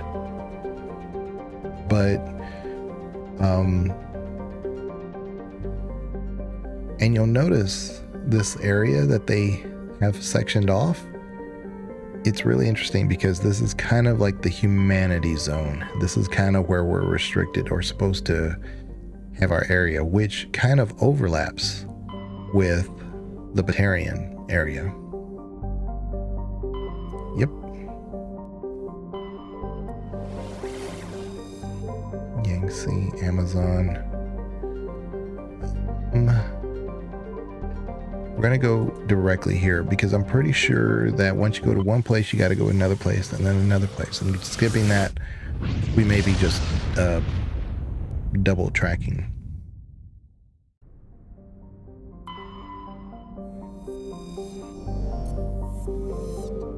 Oh, there's Benthu. Yeah. There is a planet or two, and I know them when I see them, that are unusually significant, and even though you can't land on them or anything, they have some really interesting descriptions about them. Lore significant, not just, you know, oh, that's kind of neat.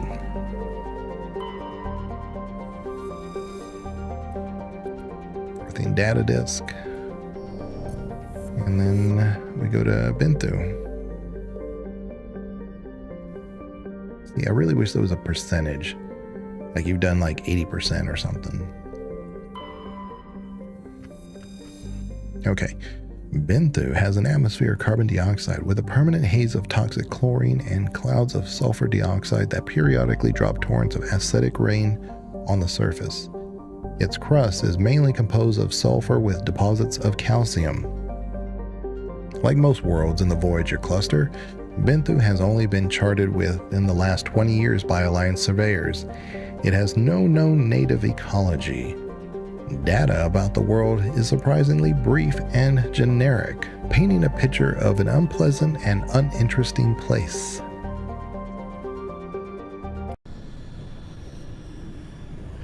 Gravity is just slightly less than Earth. Again, we'll take Rex and Tally. Yeah. Facing Cerberus, this is probably the way. This one or Ash and Tally. We'll go with this. You know what? No. I'm gonna go actually with Ash because I may need her for the her assault rifle.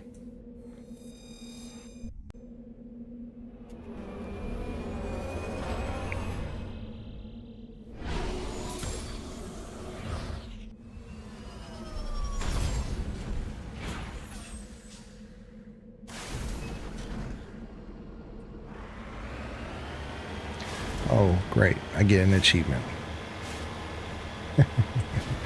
Yeah, I've been playing a ton of Black Myth Wukong, and, you know, I'm not good at those kind of games, but I like playing them.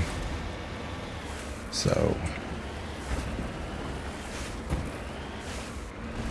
the other day, there's this boss that I fought, and I almost one-shot him. And he's a boss that a lot of people actually have had trouble with. And so it was really neat. And I said, wow, I almost one-shot this guy. And what's funny is that every single boss that I run into in that game that's difficult are bosses that I would probably say research facility, anomaly. Ooh, let's go to this one first then, I guess. And then we'll just do like the clockwise thing. We'll go from 12 o'clock, you know, to this 3 o'clock, to this 5 o'clock, 6 o'clock, to 8 o'clock. And we'll just work around, you know? Anyway, but the more you know them, for some reason, the harder they get. Because, okay, now I know his moveset. And then you see it, and it's just similar enough to a different one that person has. And it just, you make it hard for yourself for some reason. So that's the kind of things that I struggle with in those games.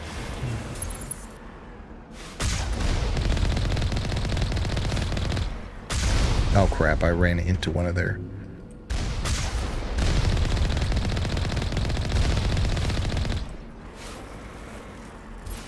Yeah, I was avoiding one of their... and I ran right into it by accident. Yeah. Anyway, I was saying that, yeah, the Black Myth Wukong, like, you get used to, like, fighting a certain boss. You get used to their moveset. And then suddenly, it's hard because you're just not seeing it anymore. And then, once you get used to it again, if you have to fight them enough, they start switching it up. They don't always do the same thing when you think they're going to do it. So, for instance, if you run up on a boss, most of the bosses, I would say, they always start off the same way. But some of the harder bosses, depending on how you approach them, if you do it the same way every single time, their stage 2, they may introduce as their opening attack, and it just like wrecks you because you're not expecting it. And it kind of forces you to err on the side a little bit of luck. Because if you are lucky enough to kind of like go back to what you were used to, then you can kind of like, you know, manage.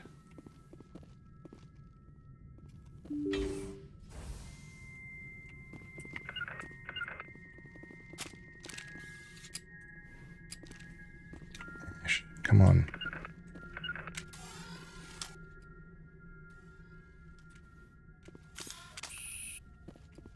Okay, good. See, they're Enemy sighted. Yeah, they're all in there. I'm pretty sure. Got to keep my guys out in the open here. I don't want them all spread out because when the shields go down, yeah, there we go. There we go. There's some guys over here. Here we go. Go, go, go! Hold the line! Oh, crap. Biotic. Yeah. Yeah. It's that quick. Yeah. It's fine. It's fine. It's fine. The biotic hit me. And oh, man. I gotta do the whole planet again? Crap. Yeah, when the biotic hit me, I just fell in the wrong direction. Again, talk about luck. It's just bad luck. Okay. Yeah, that's how fast it can go bad. That's why you want Ash in the front there. I just thought we could just, you know, take out one guy real quick. He wasn't moving, so I thought, hey, maybe get a free shot here, you know? And then the biotic just caught me, and that was it. Okay, let's go back over here. All right.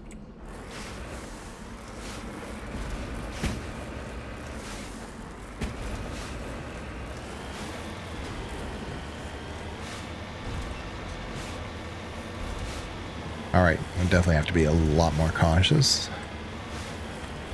I thought I was doing pretty good until right then and there.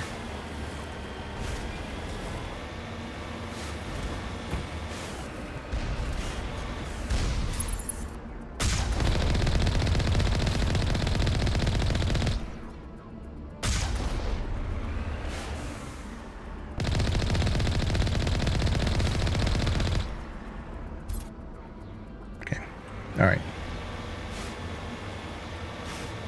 We're going to quick save before we go in. There. All right. I was really concerned about the little Rachni larvae things.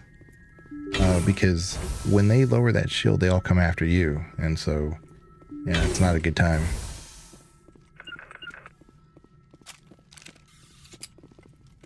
Like, why? There. I was trying to, like, get myself to hide behind the thing. Okay.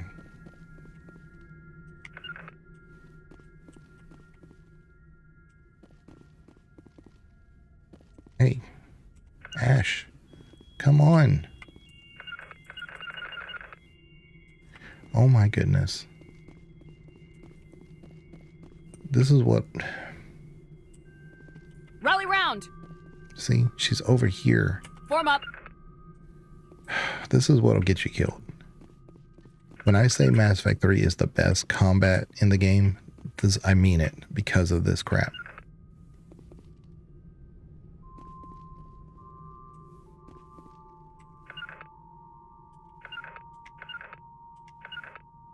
Okay, good. There we go. There we go.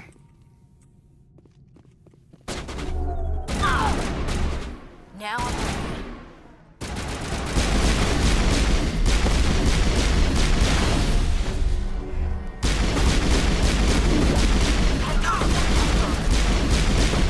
Shields disabled. All right, we're already low on health. That stupid commando. All right. He was moving around too much. If I can get the one guy, he's a commando. If I can get the one guy, then we can work on the others. So, but I did. That's this game. In ME1, the enemies do these really weird things. Probably the Geth are the most predictable, with the exception of the ones that kind of jump around everywhere. But like, why would a commando just come right up in the middle of where you are? You know, just, and why is Ash running over there, right? There we go. Okay. I ought to just send my guys out there. And then I'll bring them back.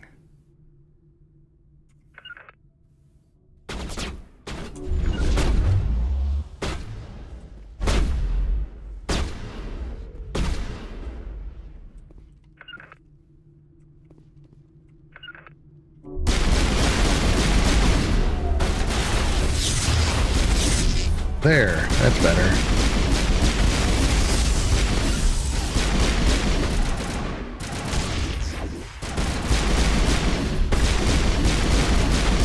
Okay, that's better. Flush him out.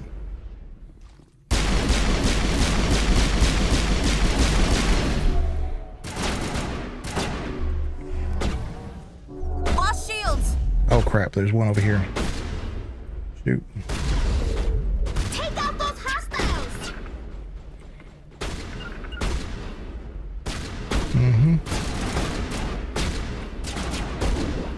See how like they got their health back? Like, why is he right here? Makes no sense. Finally got the one. Okay, we're good now. Yeah, when they run around like that, that makes it so difficult. Okay.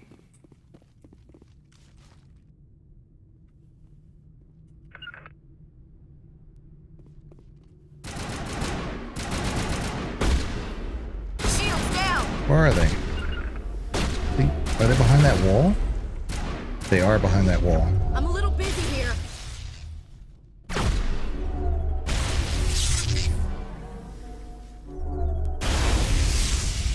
It's a sniper. Well, that was a technician.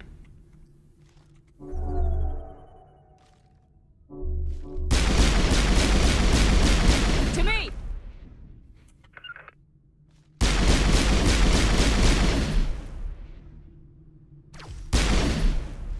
Can't get him. Form up. See, why are my guys like this? That's ridiculous. It's in the way.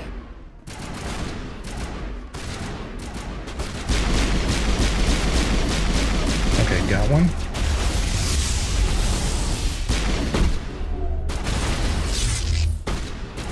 Want to make sure that barrier doesn't come down. Form up. All right, let's work the other side. All right. Form up. Yeah, I knew they were going to be on this side.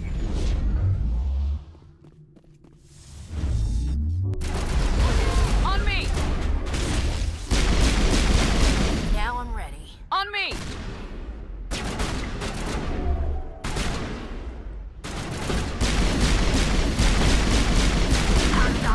Can't get a clear shot. Oh, they're so cagey. Can't hit them. There. And that's why Liara is really valuable here in places like this, because she can do the singularity, which, you know, pulls them all up. Okay. Rally round. Everybody good? Because that was not clean. Not by any means.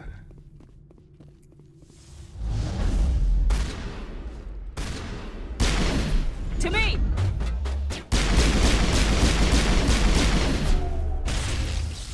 Come on, we almost got him. There we go. Oh! On me. I'll flush him out, Ash. Ash, come on.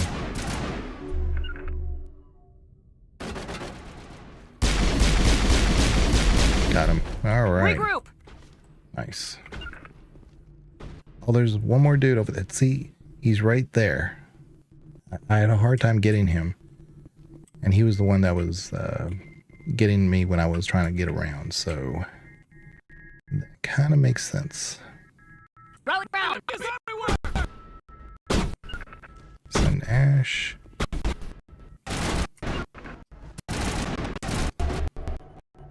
Go, go, go!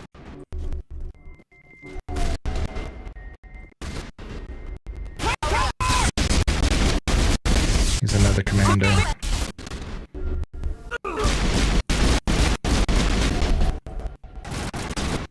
None of my powers are working. Got him. Okay. All right. There we go. Yeah. To me! Looks like Cerberus has other bases on this world, Commander.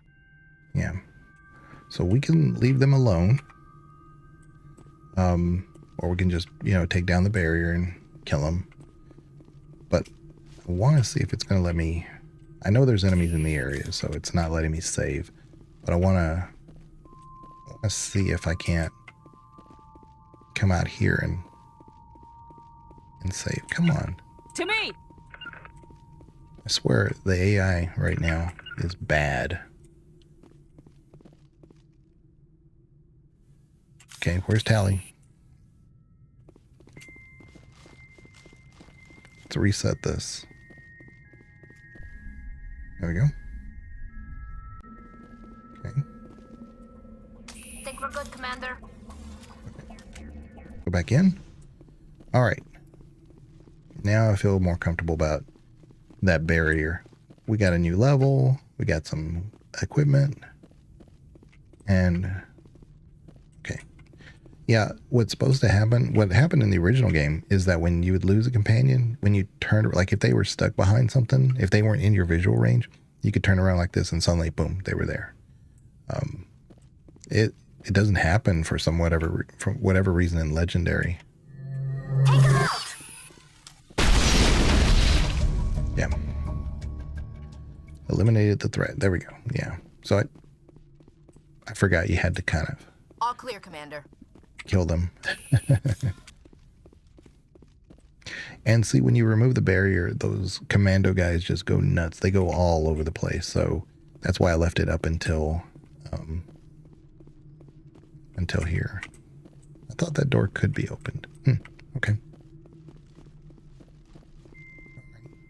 No extra loot nowhere? Well, that's fine. No problem. We'll finish off this planet and we'll go to the next one. And then we'll try to maybe finish this Kawaku quest line. I'm not promising anything, though. Equipment, what do we get? Ooh, a Tsunami 4. Okay. Very nice. Yeah, you see the... Let me see for Ash. Is that any better? Ooh, it's a lot better. She's had the Lancer this whole time. What was I thinking? What was I thinking? No wonder we've been getting wrecked. Okay. Tally? Kind of... She's got the scimitar, which is great. Yeah, we're good there. Pistols. Like I said, Stinger is the best thing we could have right now. The chemical rounds. What do we got for tungstens versus synthetics? I think since we're facing Cerberus, probably organics for right now. We'll add that for now. And then, yeah, we'll leave this heat sink on. Ash, I mean, let's see. Look at that, high caliber 2. I haven't really upgraded that. Let's do this one. And then her armor rounds is still 1 against synthetics? What the heck? Again, we'll do that. Yeah, I've just been disadvantaging myself. Okay, then we need to upgrade from 3 to 4 for Tally. And then her tungsten rounds, I'm going to remove it from synthetics for now, and then we're going to give her this phasic, because that's going to really help against these Cerberus dudes. Okay. All right. Oh, that's right. We got an upgrade. Put one in charm.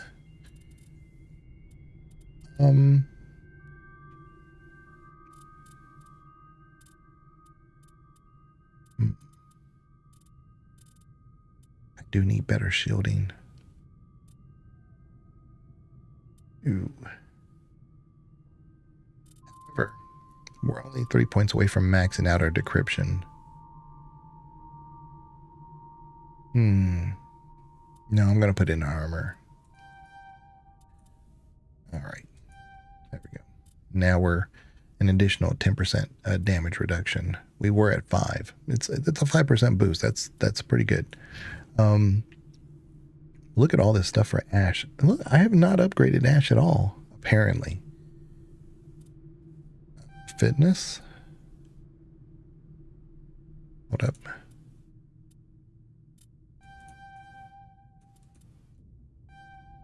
Finally. I thought I had done all this for Ash. Okay. Health. And then assault rifle. Man.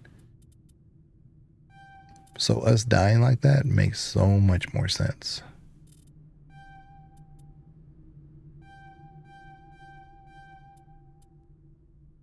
You know what? I don't know if I want this one. Yeah. We don't need that last one. Sniper. Oh, we do want the overkill. And then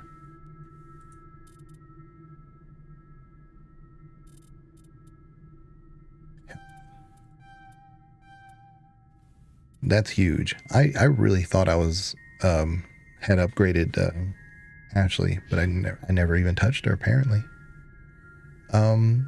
So that's a wonderful surprise. Shotguns. I need Carnage. Carnage is going to make a big difference.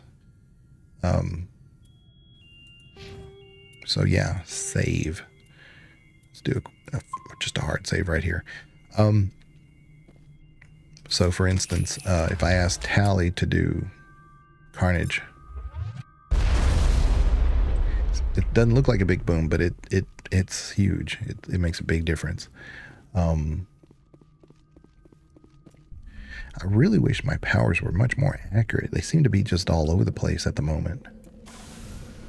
Wow, so that's a nice surprise. I'm really glad. I can't tell you how much happier I am now. Because you really feel it in Insanity. I mean, y'all saw I got like one shot. Of course, I have not upgraded my armor, and I don't plan on doing it anytime soon, because I know I can do it without having to upgrade my armor. So unless I find Colossus, I'm going to try to stick with the armor that I have. And you know what? There may be armor for Ashley I can put on her. It is better. It's not great, but it's better. Look at that. Actually looking good. And Tally's Tally. It's so funny. I have a hard time finding Quarian armor in some runs. The Colossus armor is random, so you might get Colossus Turian heavy, and maybe you don't have Garrus fitted for heavy armor.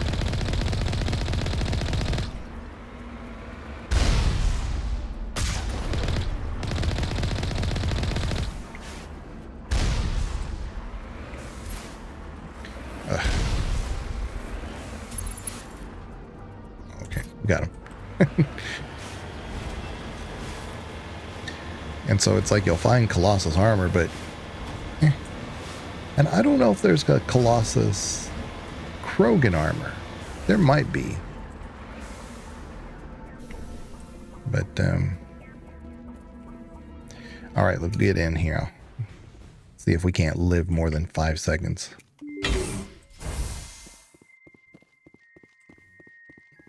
Like I said, the biggest problem I had was, see, like, my guys need to go where I tell them to be rather than what happened last time. I'm going to mute myself.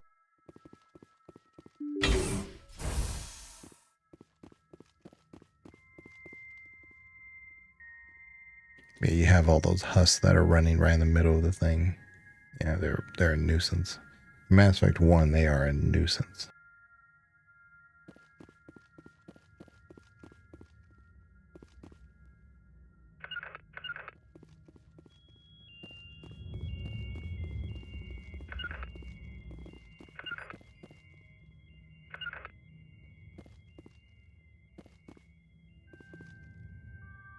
Huddle up!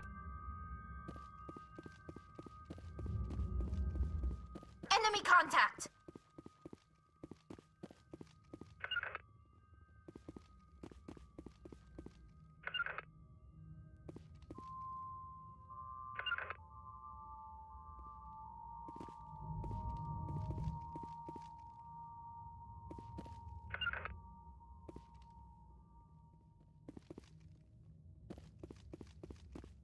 Go, go, go!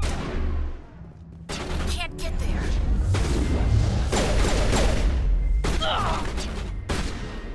Redeploying. Now, run. Hold the line!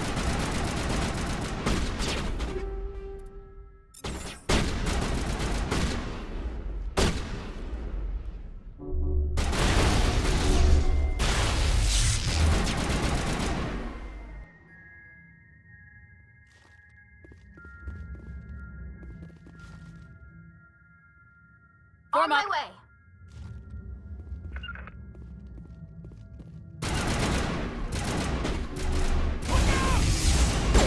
Huddle up! Securing point. Go, go, go!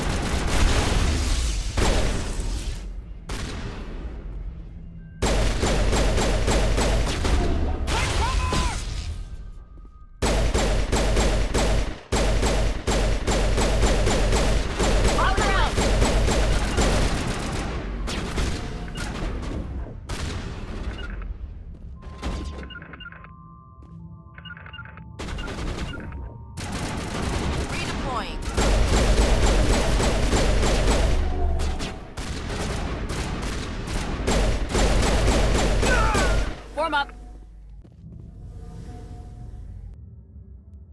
Yeah, you see how much difficulty I'm having getting these squad mates to do what I tell them? Like, I'm literally telling Ash and Tally, go right here. And they're stuck right here. Go, go, go!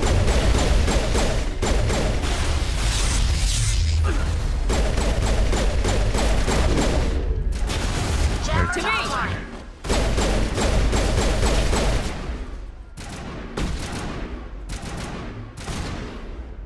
Oops.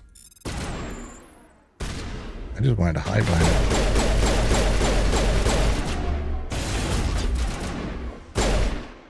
Yeah, so taking them out though has been easier because of Ash is now upgraded. Ooh, big difference.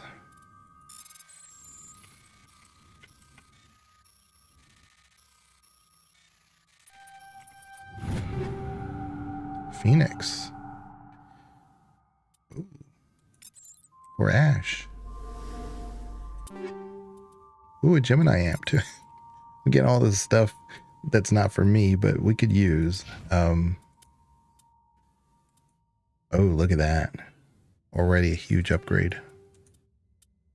And it looks like traditional Ash. So win-win. Yeah, so what I was also saying is that it's very difficult for me to find Quarian armor of any value in most of my playthroughs. Huddle up. Position. Oh, there's another guy right there. Now, in the meantime, let's get what we can get. I hope we don't die, because then we'll lose that armor for Ash. Phoenix armor for another one. Okay.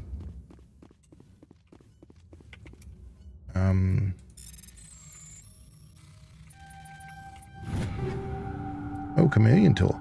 That would be good for Tally and maybe me. Let me take a look. Hold on. Hold on. Hold on. No. Probably just for Tally. Yeah.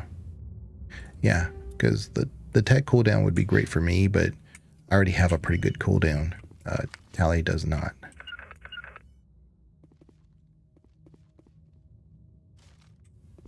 On me! Come on, Ash. Get out there. There we go.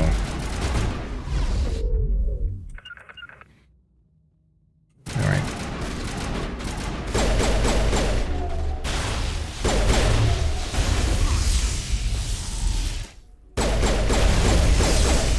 There we go. They're all finished. I think that's all of them. The only thing we got to deal with is these husks, which they are going to be a problem. Much harder than those larvae things that we were dealing with. That's why I may go back outside and save again.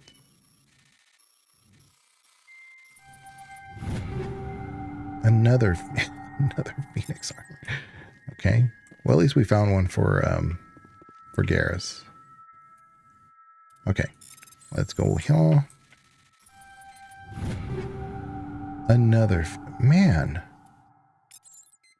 I kind of want to say that that's definitely not a win. You know, find one or two, that's fine, but can't even use them. On me. Okay, let's go outside, save, and then we'll handle these husks because they're going to be a problem.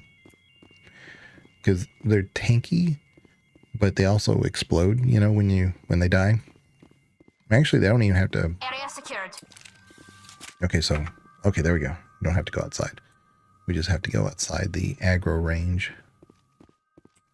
All right, now we're all set up and good. All right. Go here. We just want them out. Hostile contact. Yeah, but I don't want y'all there. I want you. There we go. There we go. Here we go. On me. Destination blocked. What do you mean destination blocked? To me. Get down. Thorian creeper. Powering up. Rally round.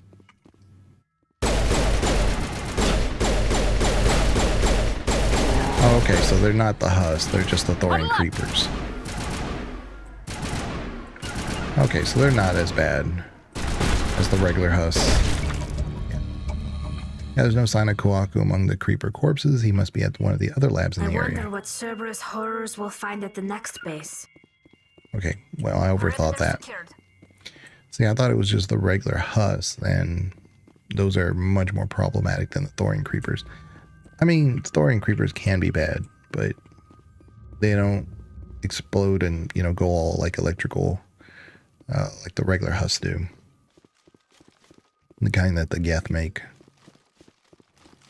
Let's see here. For equipment, what do we get? Katana. I don't think that's better than Tally's one, but let's... Ooh, it is. It's a lot better. Oh. Okay, let's give her that. Okay. And then we'll go to the third facility, which should be it. Should give us a lot of XP too. We might even get another level before we leave this planet. Anomaly research facility. Okay.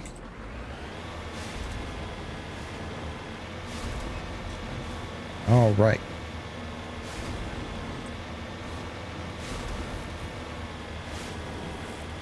Oh, here's some minerals. Yeah, the one thing I can't remember about the what's his name? The guy in the Citadel. The fan. Can't remember his name at the moment. Moving out. I can't remember if you need like a certain amount of minerals or something. I do know about the matriarch writings, but I can't remember if there's anything else from these missions that you need.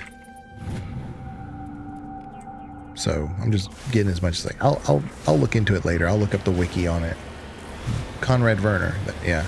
I can't remember if there's anything besides the matriarch writings that we can get in Mass Effect 1 that we'll need to do. I know we need to get the license from Aerotech Industries, I think.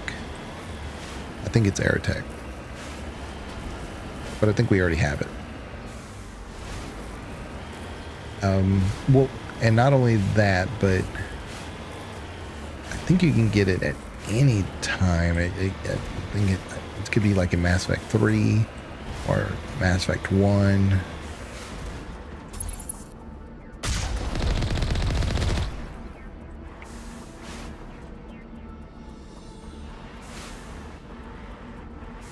Oof.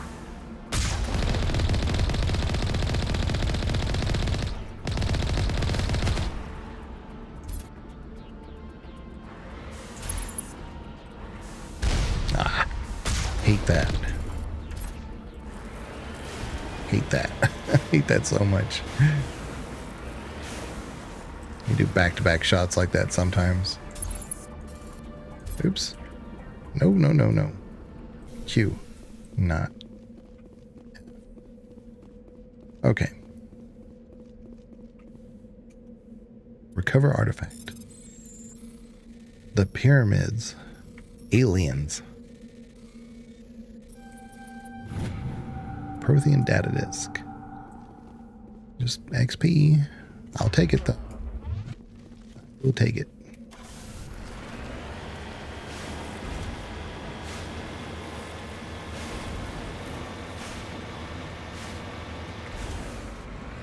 Yeah, I mean, you look at these facilities, they're very simple, obviously. Some of the things like the Prothean data disk thing, that little anomaly, they're all simple. Why they gotta make these planets so complicated? Like it just doesn't make sense. And nothing else. And I get it. It's like the illusion of walls. Like a lot of people have like criticized that Black Myth Wukong because there's like invisible walls and stuff. But I'm like, there are invisible walls here too. It's a square, right? So you get the sense of exploration, but you're not really exploring. And we'll go to this debris last once we get done with this one. But I think this should be it for the Kohaku. Not going to be easy, but I think we got this. I think we got this. It's just more of the same. But Ashley's got better armor. If my squad mates would just listen to me. Ooh, a Raikou. I do. And a Striker 4. Ooh, I think we just got a huge upgrade. If they would just listen to me and go where I tell them to go. Easy. Easy mode. So the Raikou hits hard. But why do I keep thinking, I've done this over and over. Why do I keep thinking the Striker is the Stinger? I don't know. But the Raikou does hit harder. But the heat sinks, not great. But you know what? I've been doing okay. Let's switch for now. And we'll see. Heat sink. Do I have a better heat sink? No, I do not.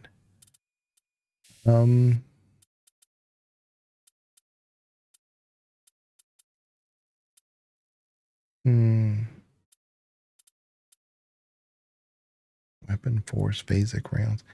I might put the shield bypass on. Does less damage though. But you know what? I just gained extra damage, so I think we're okay when it comes to that. Okay, Tally, I need you to put on your shotgun. Did I? Yeah, she's got the... Okay, we're good. We're good. We're all on the same page now. Assault rifle. Shotgun. Let's go. And like I said, if they would just see they get stuck on the doorway. Come on. Huddle up! Oh my goodness. Can I save now? Yeah, I can. Okay, good. And it's a Arachnine. Ooh. Okay, good.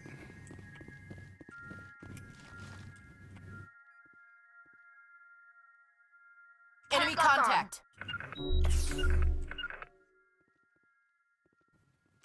Come on, guys.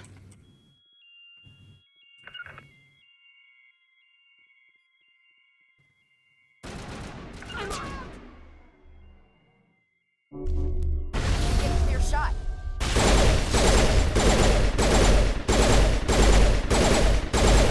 I got a visual. I will destroy you! Shield down!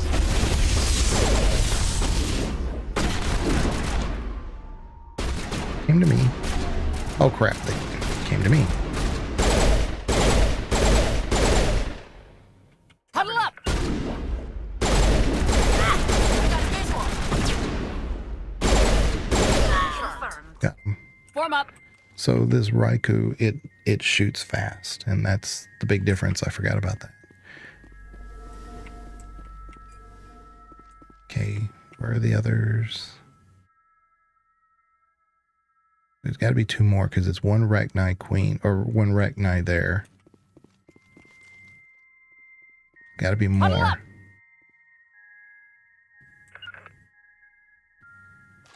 Ash. You must die.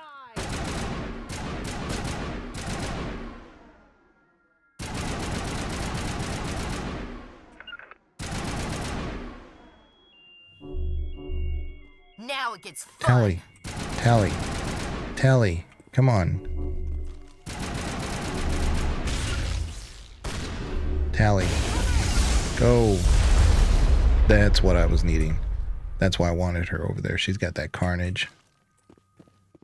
Okay. Come on, guys. Flush them out. Come on. Eat this! Incoming! Whoa. Shields down. How did they get me? Shouldn't have been able to get me. To me! My way.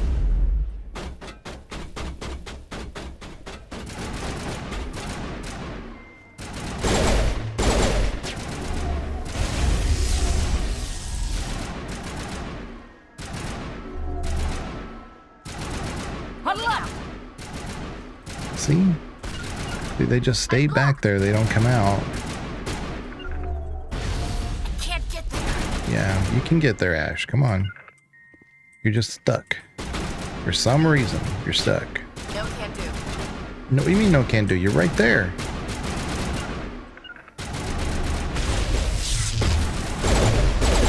Got him. Form up. Like, is it just stupid difficult for no reason? They just can't get around some of these obstacles. And again, Mass Effect 3, none of these problems. None of them. I'm down to 1 grenade. That's why I really actually do like using grenades in Mass Effect 1. But,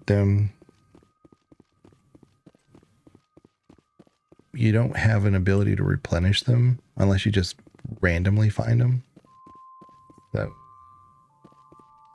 can't save. On me! Let's go out here, see if we can't save before we do this Arachnine.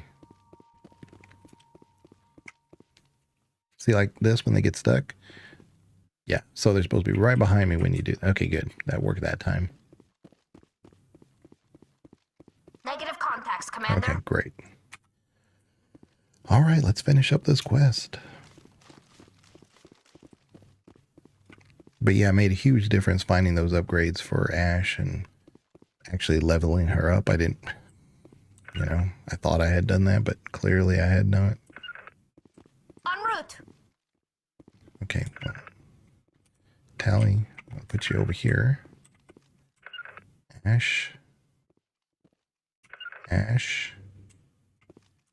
Ash. To me! Forget it. Forget it. Engaging target. One last stop to make, Commander. We owe Kahoku that much. Good. Could have been dangerous. Okay. All right.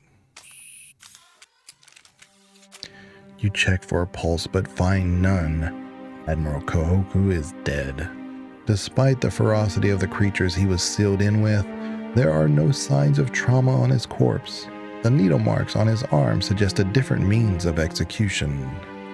Oh god, it's Admiral Kahoku. Cerberus must have tracked him down.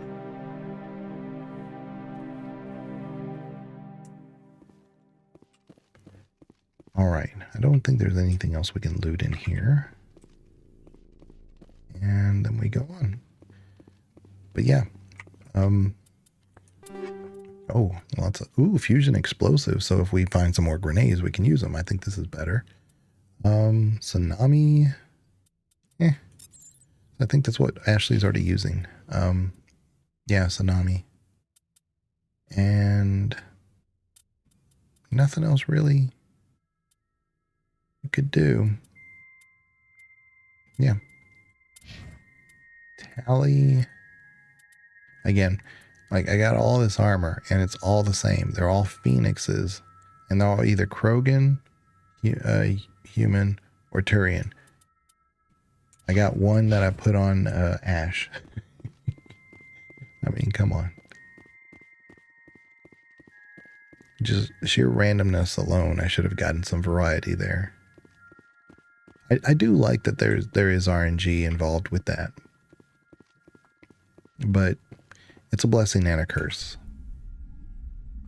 It would be nice if there was like some places where it was always going to give you say a Colossus armor. So if you knew that, you could kind of like say, oh, well, you know, let's do this, you know, so we can get that. That's the kind of stuff that's like in some modern games could execute better. You don't see it as often as you should. The game I've been playing, like I said, Black Myth, Wukong, tons of that. So they're there, but not just because they're there. In order to get there, you have to unlock some other things or, you know, talk to this NPC who mentions something or gives you an item. And then you go use that item, and then it unlocks this one thing that allows you to unlock another thing, and then you get this really cool special thing that makes it all worth it. And you just find those things out. But it's a quest chain that's not really a quest chain, you know, because it's optional. It's just, you can do it if you want to.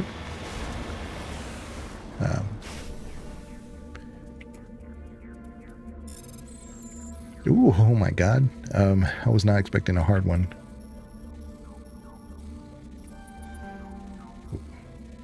May have to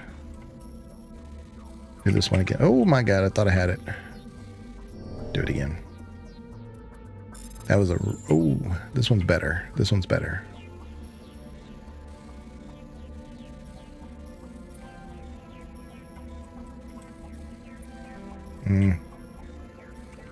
I like this one though. Oh my god. Come on now.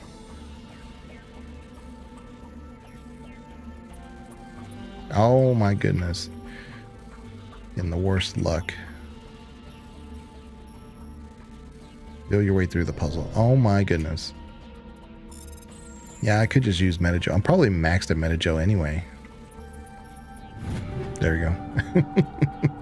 It was worth it. Medical interface 4. That's great. Let's go over here. I'm going to change it to medical interface 4. Oh, I have 2 of them. I didn't even know that. Ash. We're going to give her medical interface 4. And then Tally. What does she got? We're going to change her to 3. Looking good. Looking good. Okay.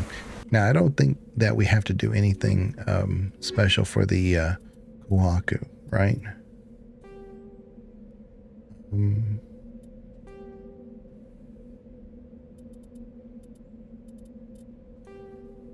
Right. Yeah, it's complete. So now if we wanted to, we could just go ahead and do, see, this leads us to the Cerberus facility. And this is something like I could do offline. It's the Voyager cluster. They're all related. It's all the same chain. This is something I could definitely do offline that would be, you know, not really that vital to see during the stream. And I could quickly do it. And then that way, when we're on the stream again, we're actually doing, you know, gameplay, story-based stuff.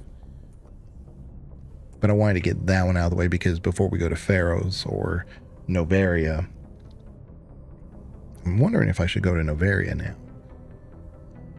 It might be simpler. I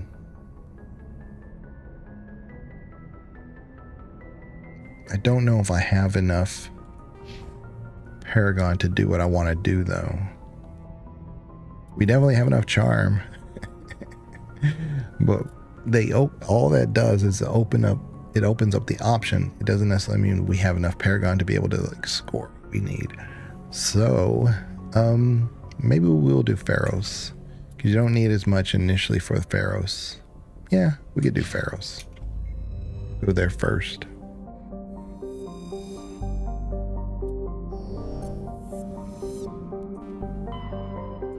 Now, I don't think we're going to finish Pharaohs today. I'm just going to go there and kind of initiate some... Ooh. Should we do... Here's the thing. I'm not going to come back to Pharaohs, so I might as well do this other system first. So we'll do Pharaohs last, and that way we don't really have to come back to this system. Message coming in. Patching it through. Normandy, this is Alliance Command. We're detecting your presence in the Attican Beta Cluster. One of our surveillance drones was gathering intel on Geth activities in the region when it was spotted and shot down. You need to go groundside and recover the drone's data module before the Geth find it.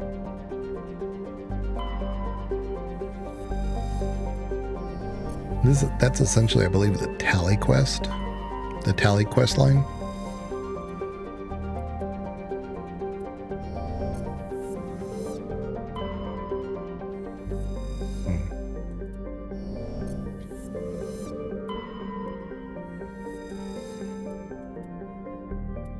But I don't believe this is the planet for that, but I could be wrong. Ilitania. We'll go with this one real quick. And then we may or may not start Pharaohs, but I kind of want to start it. Let's do Rex and Tally. I was going to say Rex and Garrus because I need to, put the armor on him. But I'll just do Rex and Tally.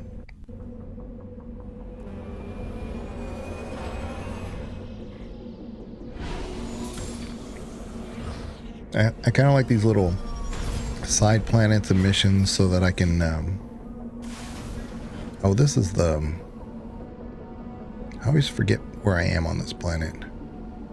But I know where I am. There's 3 very similar planets that you approach very differently.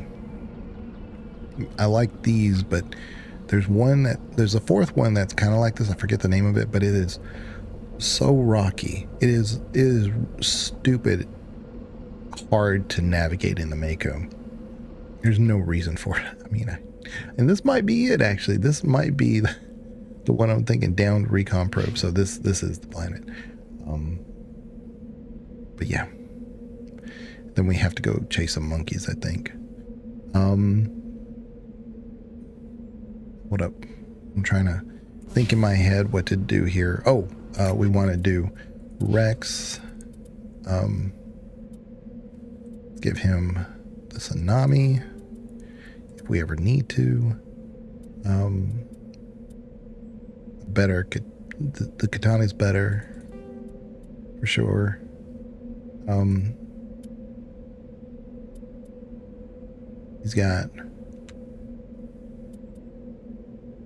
He's already got one of those. And medium. But see, this gives him a measure of tech and biotic protection.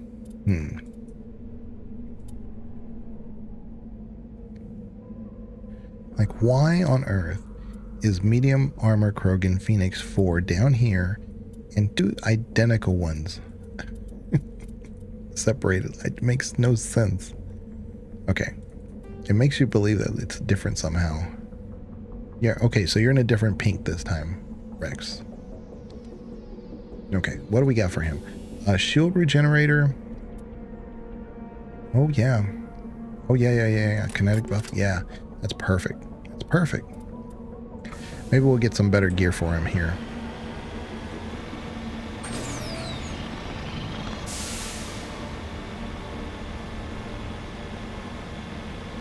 Yeah, and it's great to do some of these side quests because if you can get some better gear, it makes a big difference. That last one that we just did with Kawaku, I mean, you could tell that it made a huge difference in how Ashley was able to perform.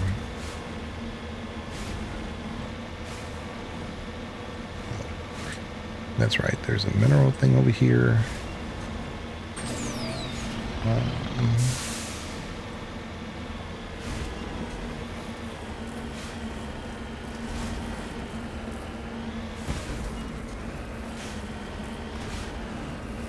Why?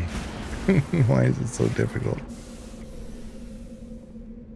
Gold. Get some credits. Come on now.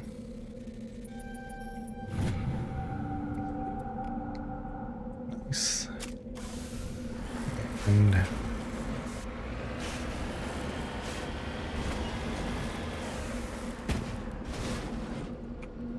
all right.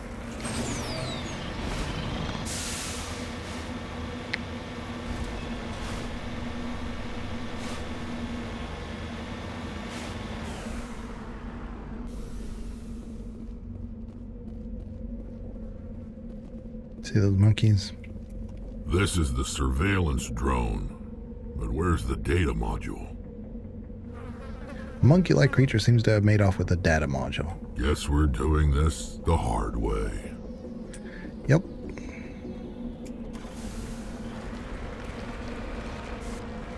And it's unfortunate that it's a level 1 hazard because there's just no reason for it. We can go here, we can go there, we can go there. I believe that it's always like at this last one that's by this debris, but we'll just make the circle. If I remember. If I remember. It's always by the facilities, because there's a facility here, and you can just, when you go in it, I think the monkey that has it, he's just like right outside of it. But we'll go to him, because I think there could be an item or two that you can pick up that has loot.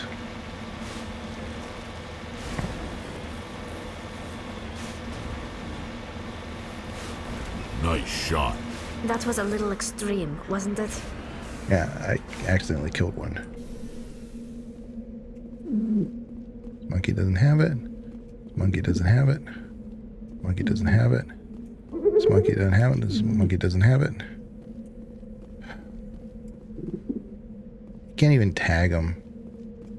There's ones that you know.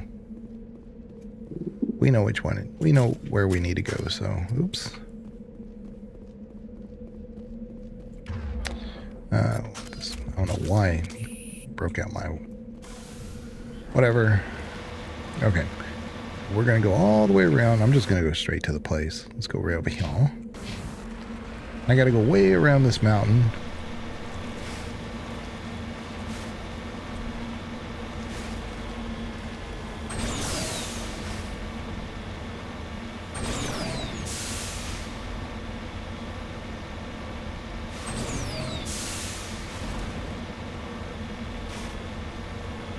Yeah, I would love to have a word with people that said these planets needed to be built like this.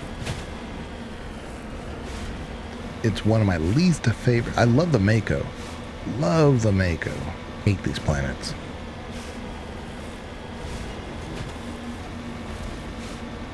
So unnecessary. Oops. Went outside the range. I was thinking for some reason there might be like an anomaly or something.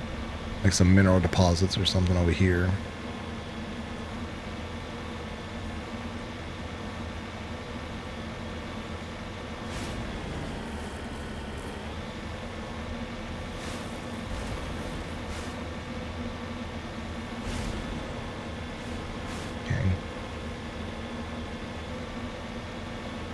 Yeah, right over there is where we want to go. Right there.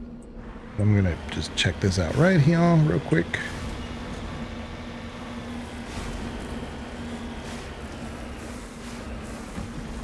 These monkeys don't have it. Oh. Like, this is nuts. Gotta go over here. Gotta go over there. Right here. And the bad part is that some of these are pretty precarious. So you could fall and have to do it all over again. Come on. Give me an opening. Come on. Oh my goodness. There we go. Cryo rounds and cryo explosive. Well, that would be great if I actually had some grenades. And again, I love grenades in this game. They're not really overpowered.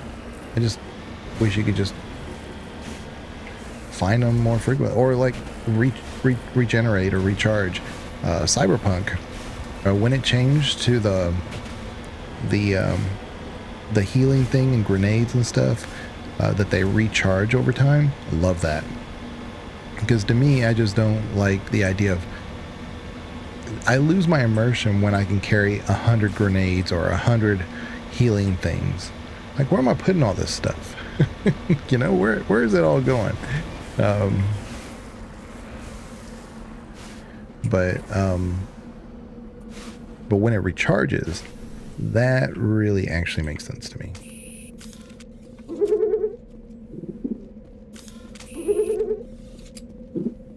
Okay, I did not break out my weapon. Come on now.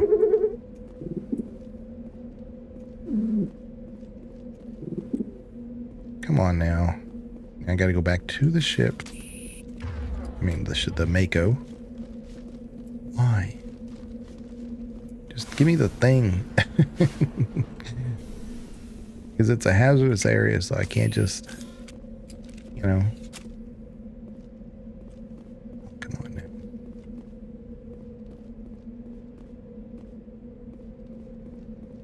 Which one of you idiots has it? Or is it inside? There's one more over here.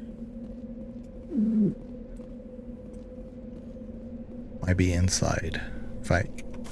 If I remember.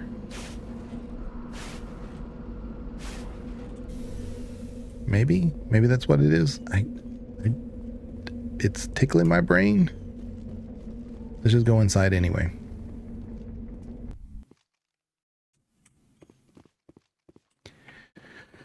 Okay, quick save.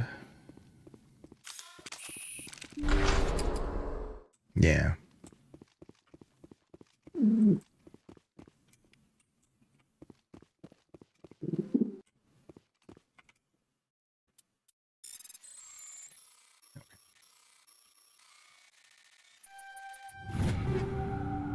Ooh, an Avenger 4.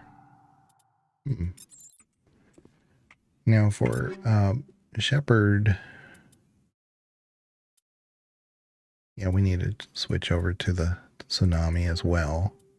Just in case we want to switch over. Katana 4. Does Erdnot have... He's got the 4. I called him Erdnot. I mean, he is Erdnot Rex, but... Let me also switch to the 4. I think Tally has the 4, right? Yeah, Katana 4. So we all have the Katana 4, so that's good.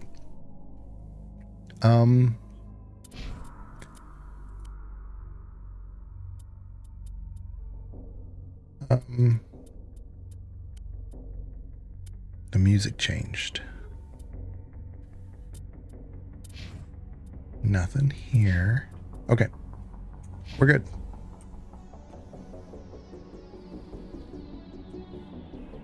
Rex, what are you using? Okay, they're both using shotguns. I will say, Mass Effect 1, they tend to keep the weapons that you tell them to use until you tell them something different. The other two games don't do that. They typically, like, I always have to tell Garrus, stop using the sniper. It's like they want him to be a sniper expert. I do not want him to be a sniper expert.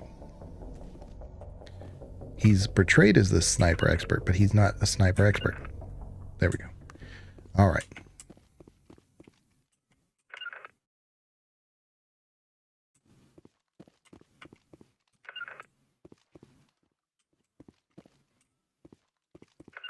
Okay.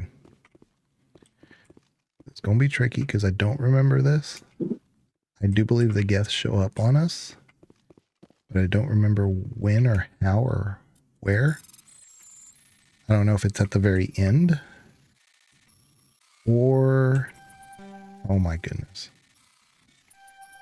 There we go. Stiletto. Oh. Oh, and the Warlord. Oh, I think we got a huge upgrade here. Warlord? Where? Wait a minute. I just read that we got a Warlord. Oh, is that his family armor? We haven't talked to him yet. I bet you that's what it is. Huh. I didn't know that that's what it was called. But I just clearly read that that's what I got. I didn't think it was here. Stiletto is huge. Huge. Big heat sink. Lots of extra damage. Now we're going to change this over to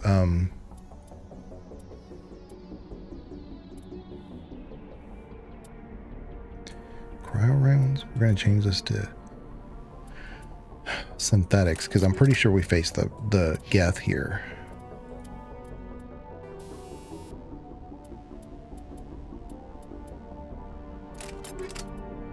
Ollie?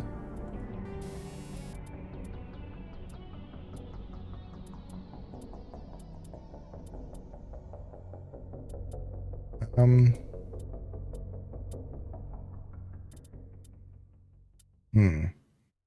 might go and put this on her because that might do a lot more damage overall against them. Because I don't have another mod for the Geth. Rex. What are we using? Heatsink 3. That's the best we got. That's the best we got. Huh. And have I upgraded? No, I have not. I have not upgraded Rex. His armor. See, he can wear heavy armor. And it said heavy armor. Okay. We've got a lot of upgrades we can give him. We're going to do advanced carnage. The more carnage, the better.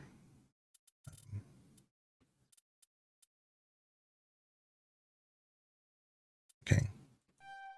Let's do that. We're going to put 2 in probably combat armor. Yeah. Very, very tanky. All right. Let's do a hard save right here. I don't trust this area because I'm trying to remember when the Geths show up. It may be at the very end, in which case we're going to be kind of trapped. So I just want to make sure that we're all set up.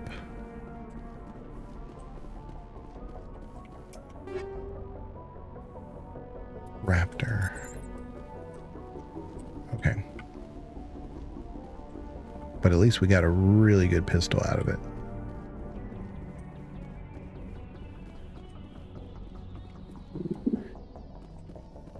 So again, the biggest problem is the spacing for everybody. It's like, why isn't Rex right beside me? These container things get all in the way. And not only do we face the Geth once, but I think we have to go through each one, and they're down there.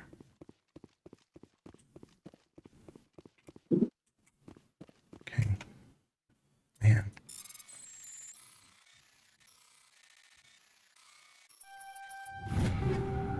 Another stiletto. Neat. That's gonna be good for like Ash or something. Not Ash. Caden probably. Yeah.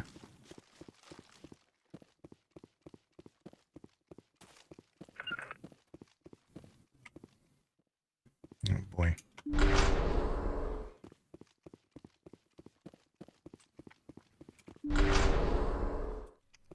One thing I really hate is there's one particular mission where there's husks, but they're like there as you open the door. He dropped the data module. It's a miracle the data module is still intact.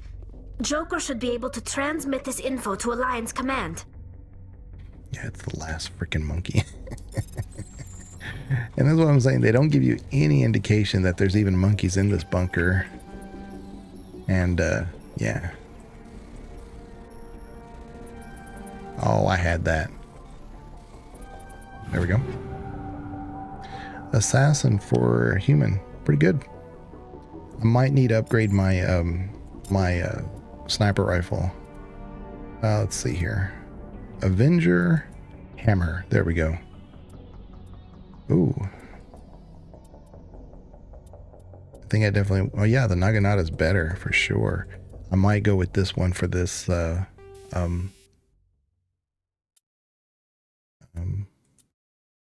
encounter. Hold on. Yeah. Yeah. And then Tally. No. We want to keep her shotgun. Rex. I think we're just about ready to go.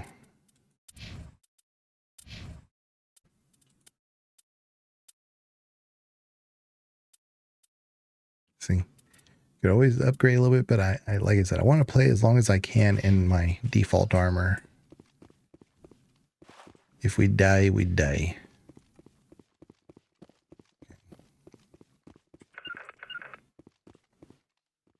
I need you guys in the front.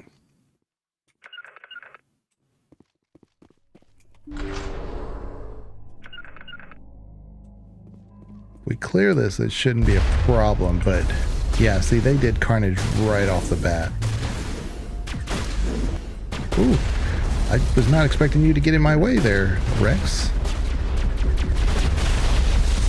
You see how they're coming along?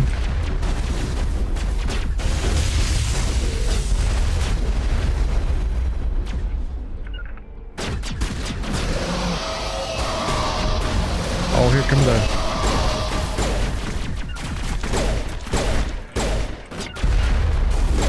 Crap. Okay, we're gonna have to do this, and we're gonna have to do this.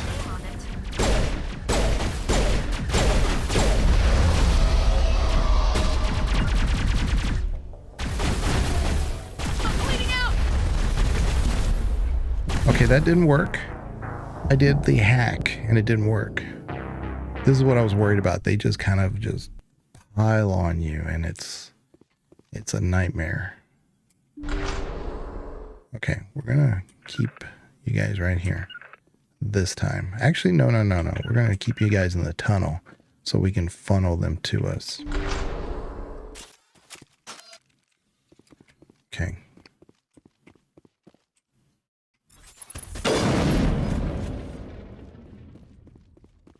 We're going to try to funnel them to us this time.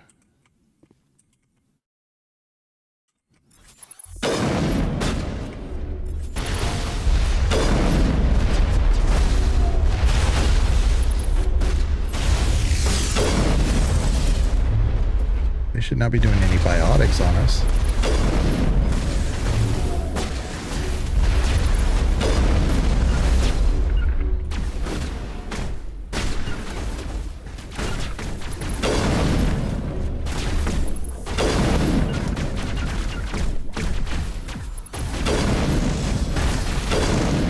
Okay. I did not know Rex had died. That's a good idea. I mean, I think we're on the right idea. That's why I came in here really cautiously, because yeah, it's not just the Geth. It's you have a Geth Prime, you have a Geth Assassin, you have a Geth Trooper, who that's the one that does all those carnages. So yeah, maybe if I do that right off the bat.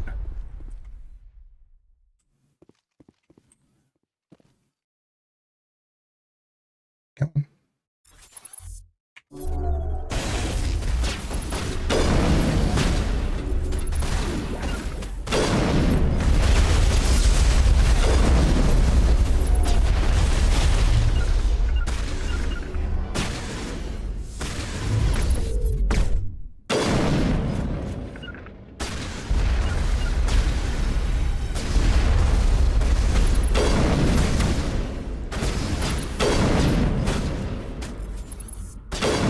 This guy's gonna be a menace. Ooh. Did that do it? That did it. So it was the right idea. I was just executing it poorly. Okay. Careful. Just because we don't see them attacking does not mean they're not here. I guarantee it. Yeah, there's more. There's more back there. And the door is closed again, so I want to make sure there's nobody back here. Because this game will do that. This game will do that to you. It's like, oh yeah, we closed it. Yeah, they're behind you now.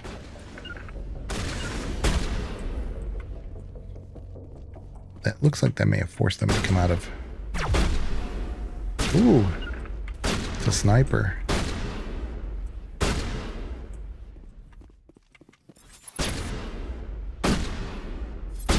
Where is he?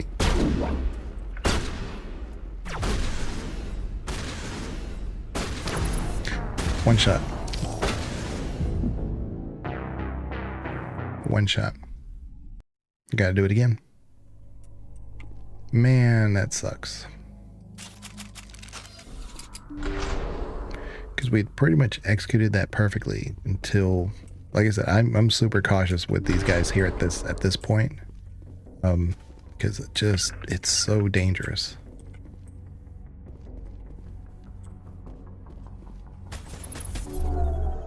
Crap, I missed him. I think that really helped us last time.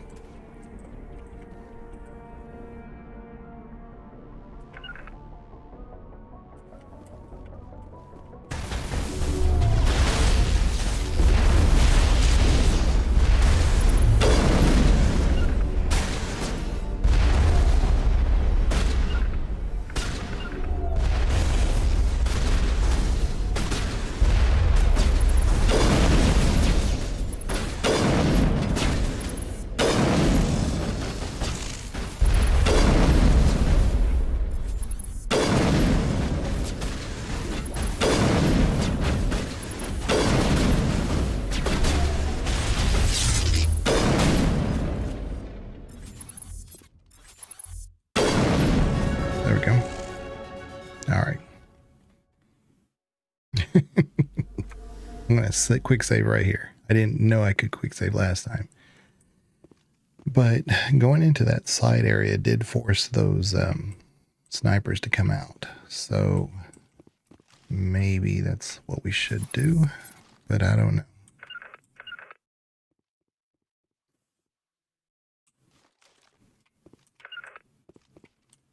Why are y'all fighting for the same spot? Come on now.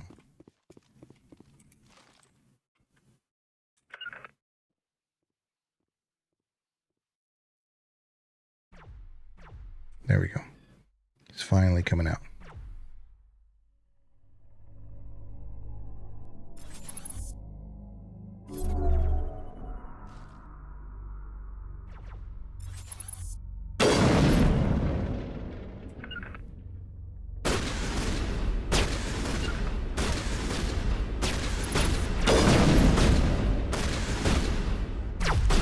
Why are you shooting at me right here, Rex? Come on.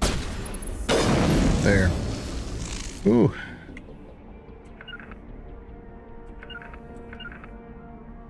Jeez, they're shooting at me instead of out there.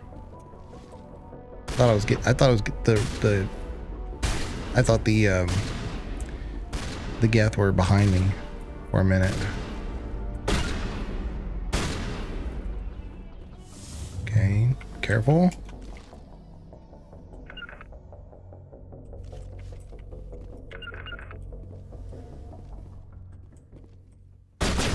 There we go. I think that should be it. Let's see. Oh, there's one more. One more. He's behind that door. We'll get him. We'll get him. Oh, he's not behind the door. He's right here. Yeah. Freaking. Good job, Rex. Jeez. Oh boy. Jeez. So our guys get stuck, but they get stuck too. So it's not very realistic, but we got the job done.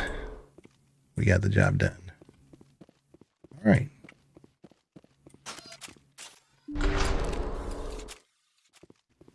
I think if we go to our journal, let's see what we got. Shredder rounds. I think that's more for humanoids. Oh yeah, we got a level. I forgot. We need to upgrade our armor because we're just dying.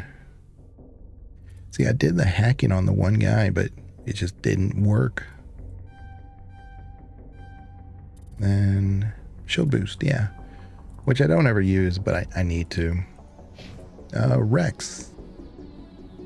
2 points. What do we want to put his 2 points into? Armor? Sure. Tally, you get 2 points. What are we going to do for you? We could do shotguns. Yeah, actually, dampening is good. But her shotgun damages can be significant. But I like the idea of the radius of overload, sabotage, and all that being bigger. So it's not a CC, it's an actual damage. So this could get us a 10%, 14%, and all the way up to 30% larger. So yeah, maybe this is the way. Okay. We are definitely getting there. And then now if we have the conversation with Rex on the ship, I think that might be his family armor one, which would endear us to him. So let's do a quick save. A hard save right here. Oh, and I was going to check my journal for make sure that there's track the data module, the alien Ralph, the data module, track the alien. Oh, dude, wait a minute.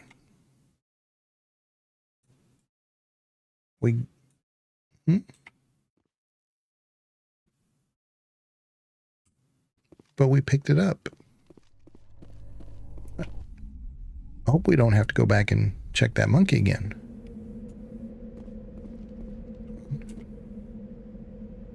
Oh. No. No. Hold on. Oh, maybe. Okay. There it is. It just didn't show complete. Okay, so we did it. For whatever reason, it showed pending when we were inside, and then once we left, it was it changed. Okay. We did it. So we just have that one last thing to do here, and then we can go to Pharos. We can start Pharos, and then I don't know. What do you guys think? Anybody in chat, do you want me to start Pharaohs? I'm not going to do much into it. All I would do is just really talk to everybody, but we might lose some context the next time I stream. Yeah, because I've been going about 3 hours, but we got a lot of baseline stuff. I'm definitely going to talk to Rex, though, before I go to Pharaohs. And look at this. I got to get over this mountain somehow just to get to that extra thing. I think we can go around, but I don't remember. Still may have to climb up once we get to this other side.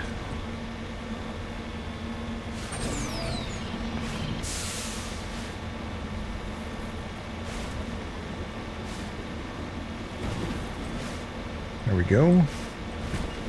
Oh.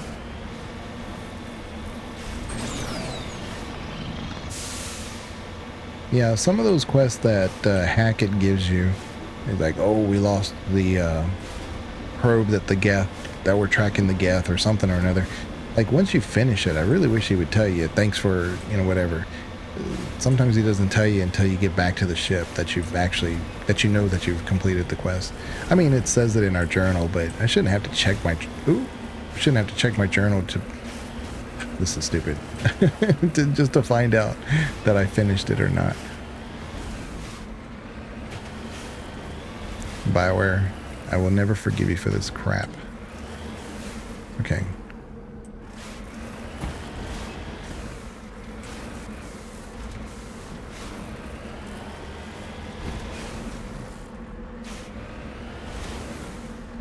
And it may not be on this side. It may be over there. Ugh. But I don't want to really lose my elevation because I have to do this again.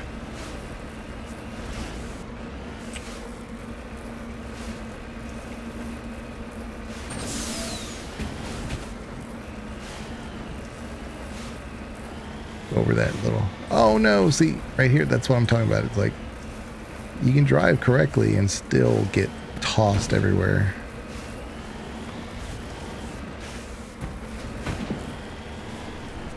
Because there's this fake inertia that's in this game that's like, oh, well, you've already got this momentum over this tiny little bump in the road, or bump in the mountain. Oh, come on.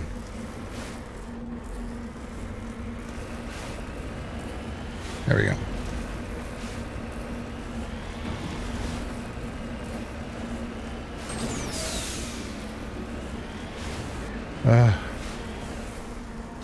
There. I believe this is the little bit of information that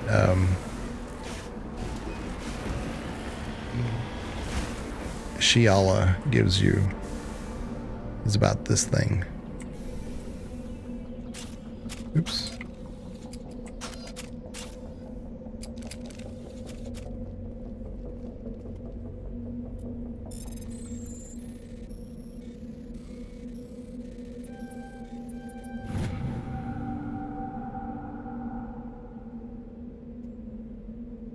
Examining the strange Prothean artifact reveals a small, irregular slot on the underside, remembering the strange trinket that you received from the Asari consort on the Citadel.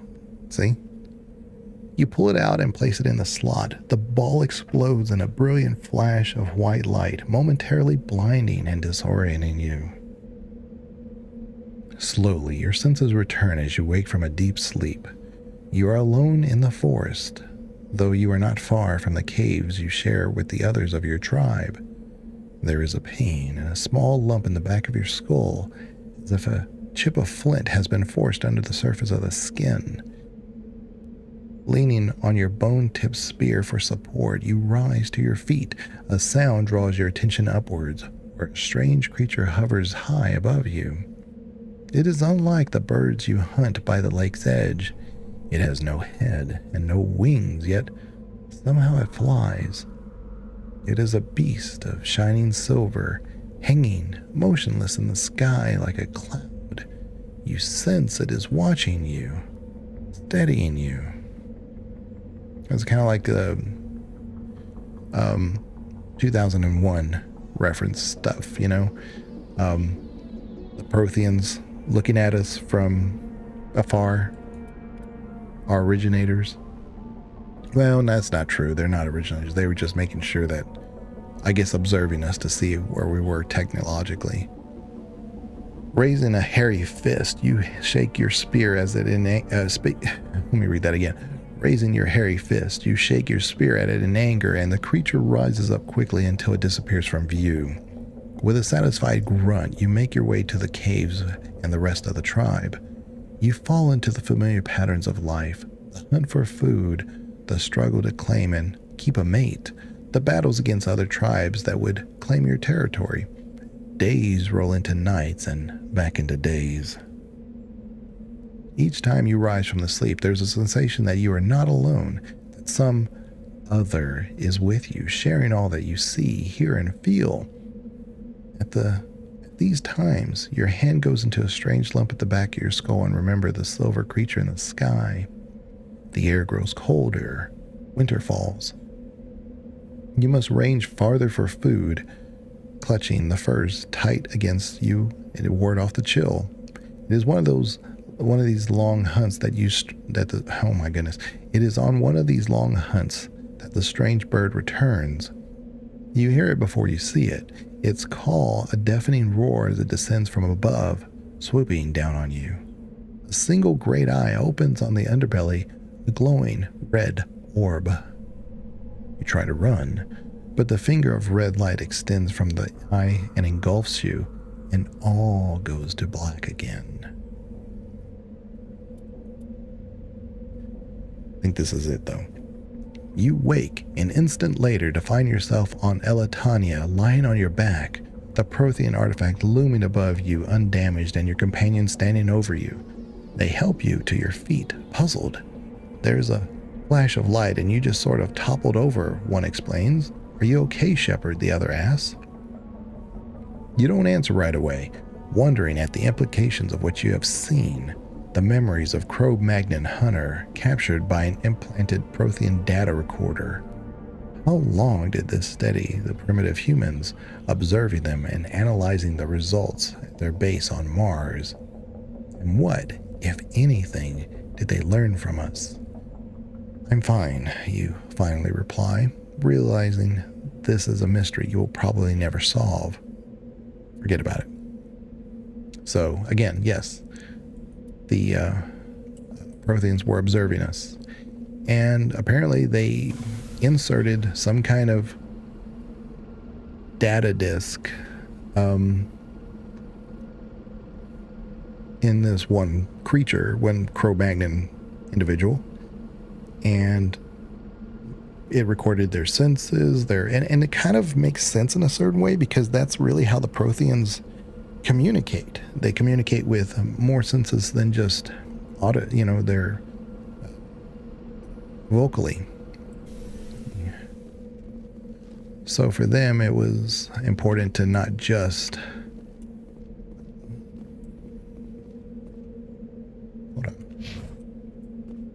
do this the right way. Okay, let's go into photo mode. Let's hide the party.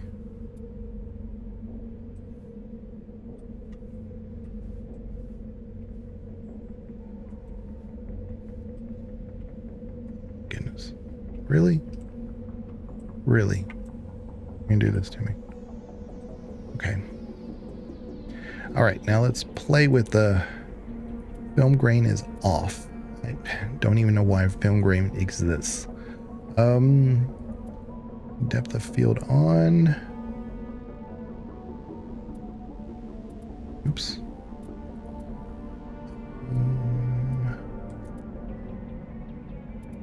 And do this. And make it wide. Yeah, something like that.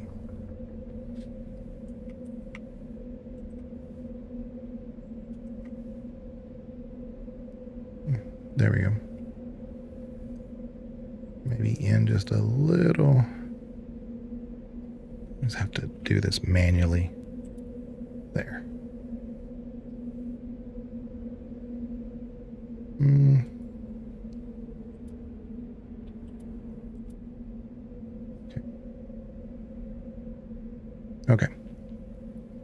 hide the UI. We're going to do a snapshot. Very good. I wonder how this looks from here. Interesting.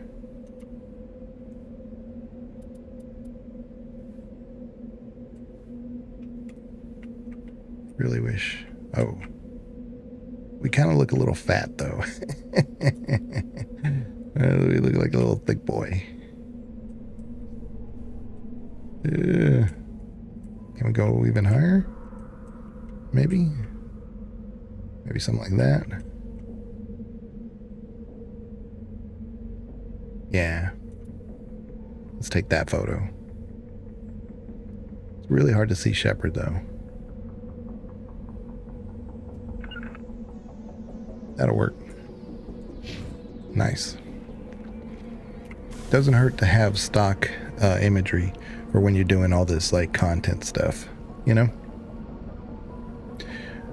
But yeah, I mean, it kind of, you know, if I'm like BioWare making these planets and they're like super hilly and not very traversable, it kind of makes sense for a place like this, right? But just one time. But you find that there's a lot of places on all these planets that not exactly the most fun time navigating. We're gonna go talk to Rex. Actually, hold on. Let me see if Hackett actually said anything. No, he did not. Okay.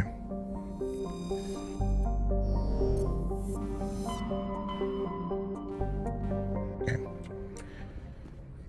Yeah, it would be nice if he actually acknowledged that you did what you asked him to do, rather than checking your journal to say that you did it. I mean, how does he know you did it? Well, it says so in my journal. Oh, okay.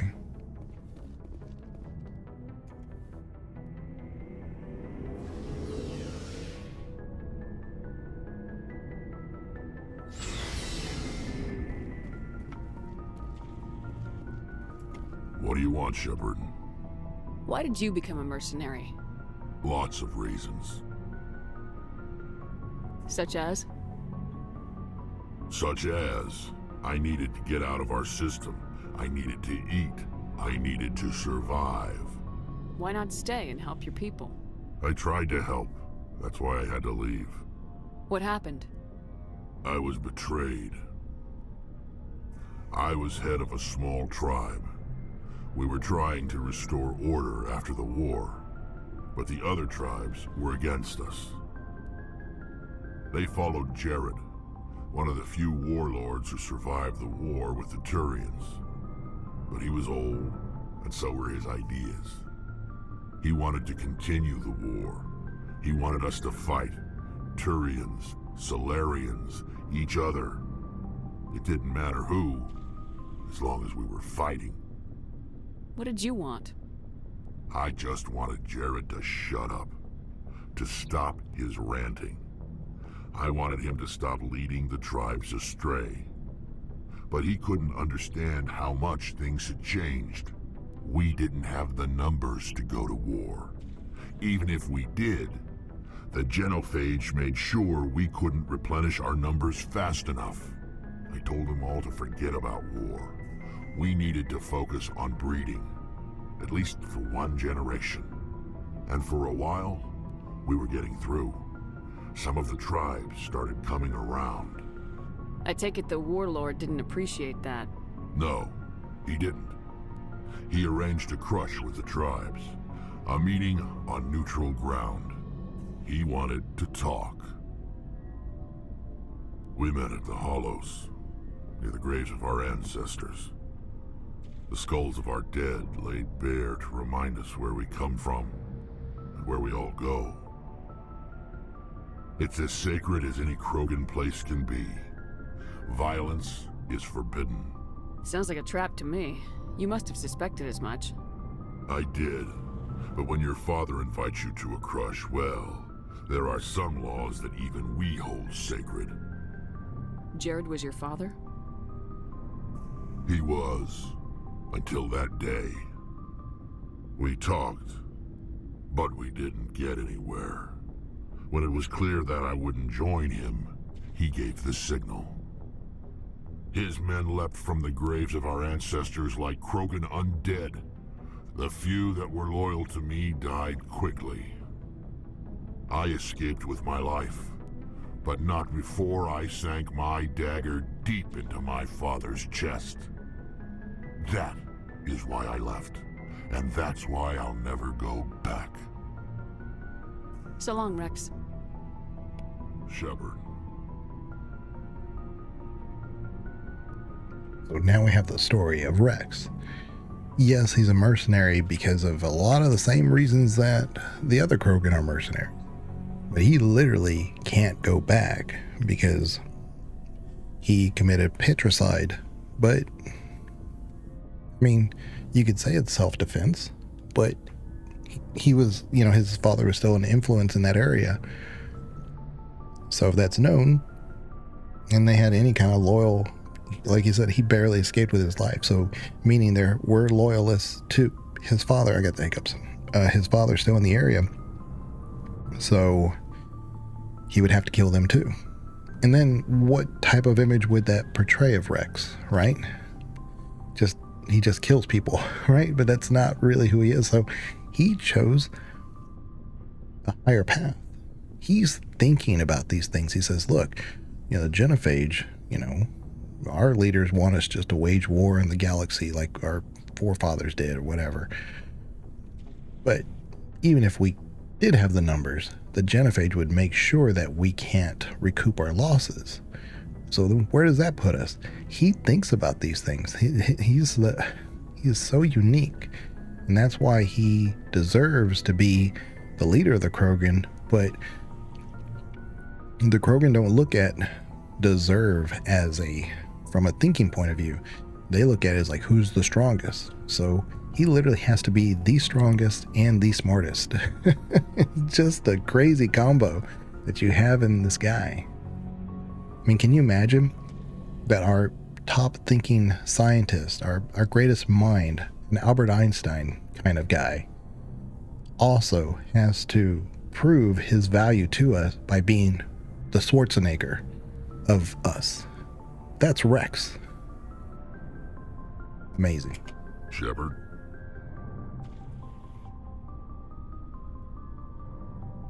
You must have family other than your father. Don't you miss them? You trying to make me cry, Shepard?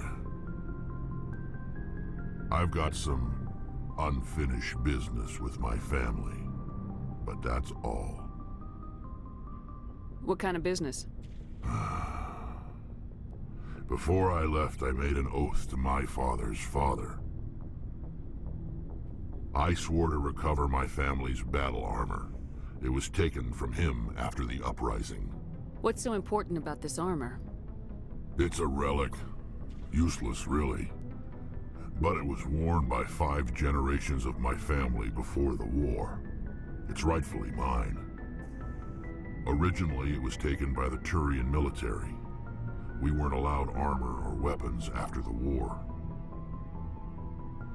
Now, it's in the hands of Ton Actus, a Turian scum who collects relics from the war. He's made millions selling Krogan artifacts that were stolen from my people. He's got several bases where he stores his goods, all fortified and guarded. I just don't know which base has my family's armor. Just tell me where to start looking. I'll upload the data to your nav system. But Commander, I want to be there when you find him. So long, Rex. Shepard. I'm not 100% sure, because Arcturus he's hard to defeat. But I don't know why it told me that I found that Warlord armor, and it's not an option to give to Rex.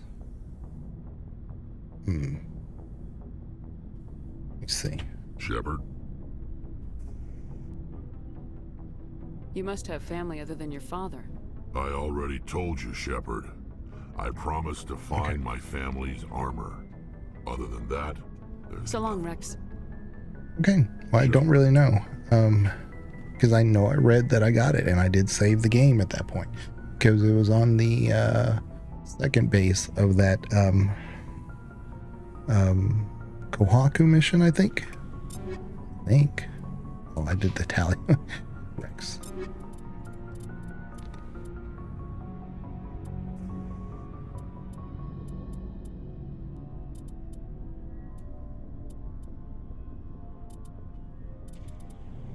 There it is. It's right there. Why couldn't I see? That's the problem with the inventory system. It makes no sense. Phoenix 4 are right there, and then you have a Phoenix 2, but like sometimes they're not in the order that you would think. Like before, earlier I had, like, I don't know, they just don't make sense. But anyway, here's the Warlord. See what that one looks like. Nice. Very nice. That looks really nice. Well, hopefully, you know, this will stay with us for a while. He's got some tech and biotic protection, but he doesn't really need a ton. He's got his own barrier that he can put on, which is not very strong at the moment. I don't have it. I don't have very many points put into it. But yeah, I thought for sure I had found one, and I was confused why I couldn't, you know, equip it for him. Okay, well, we're good. We're good now. But yeah, on the Normandy, he's got his default stuff here. And so in the meantime, I'm going to sell some things real quick, and then we may just call it right there before we go to Pharaoh's. For supplies? Yeah. Let's see what you got. You bet, Commander. Because I need to purge a lot of things before we go to Pharaoh's, because once we're there, it's going to be a while before I can sell things.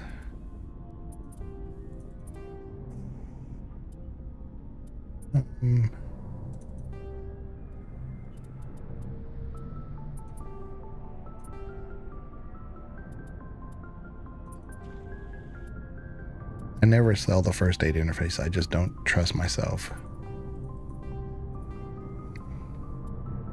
Okay, I got to be real careful. The buyback, I want to buy back my... Just sold it by accident, I think. The Stinger. Yeah. That's the pistol that's really strong. I just wish I could just like select so many of these. Junk out. Nobody knows what that means. Still a striker, edge.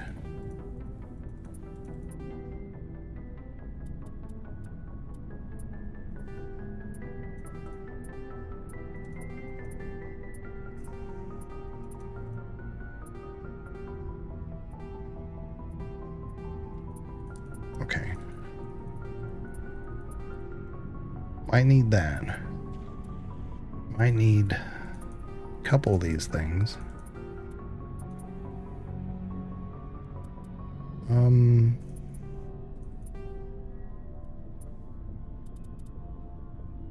Okay.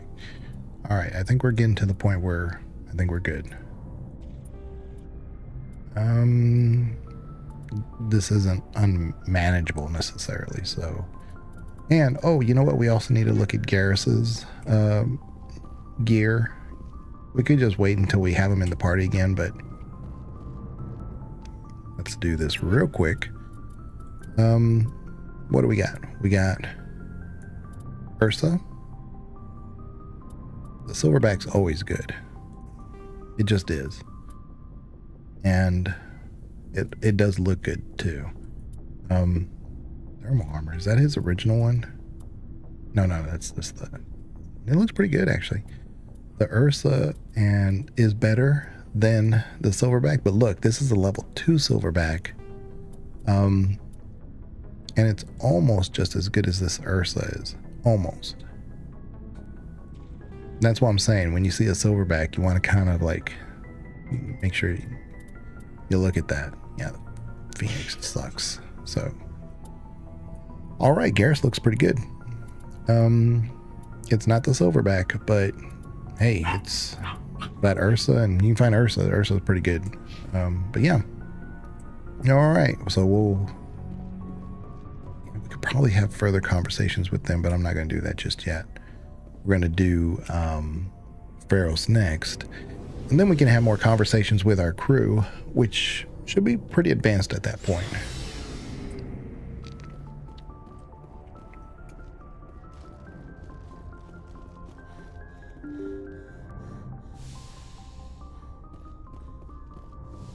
All right, so we'll go right here and we'll call it.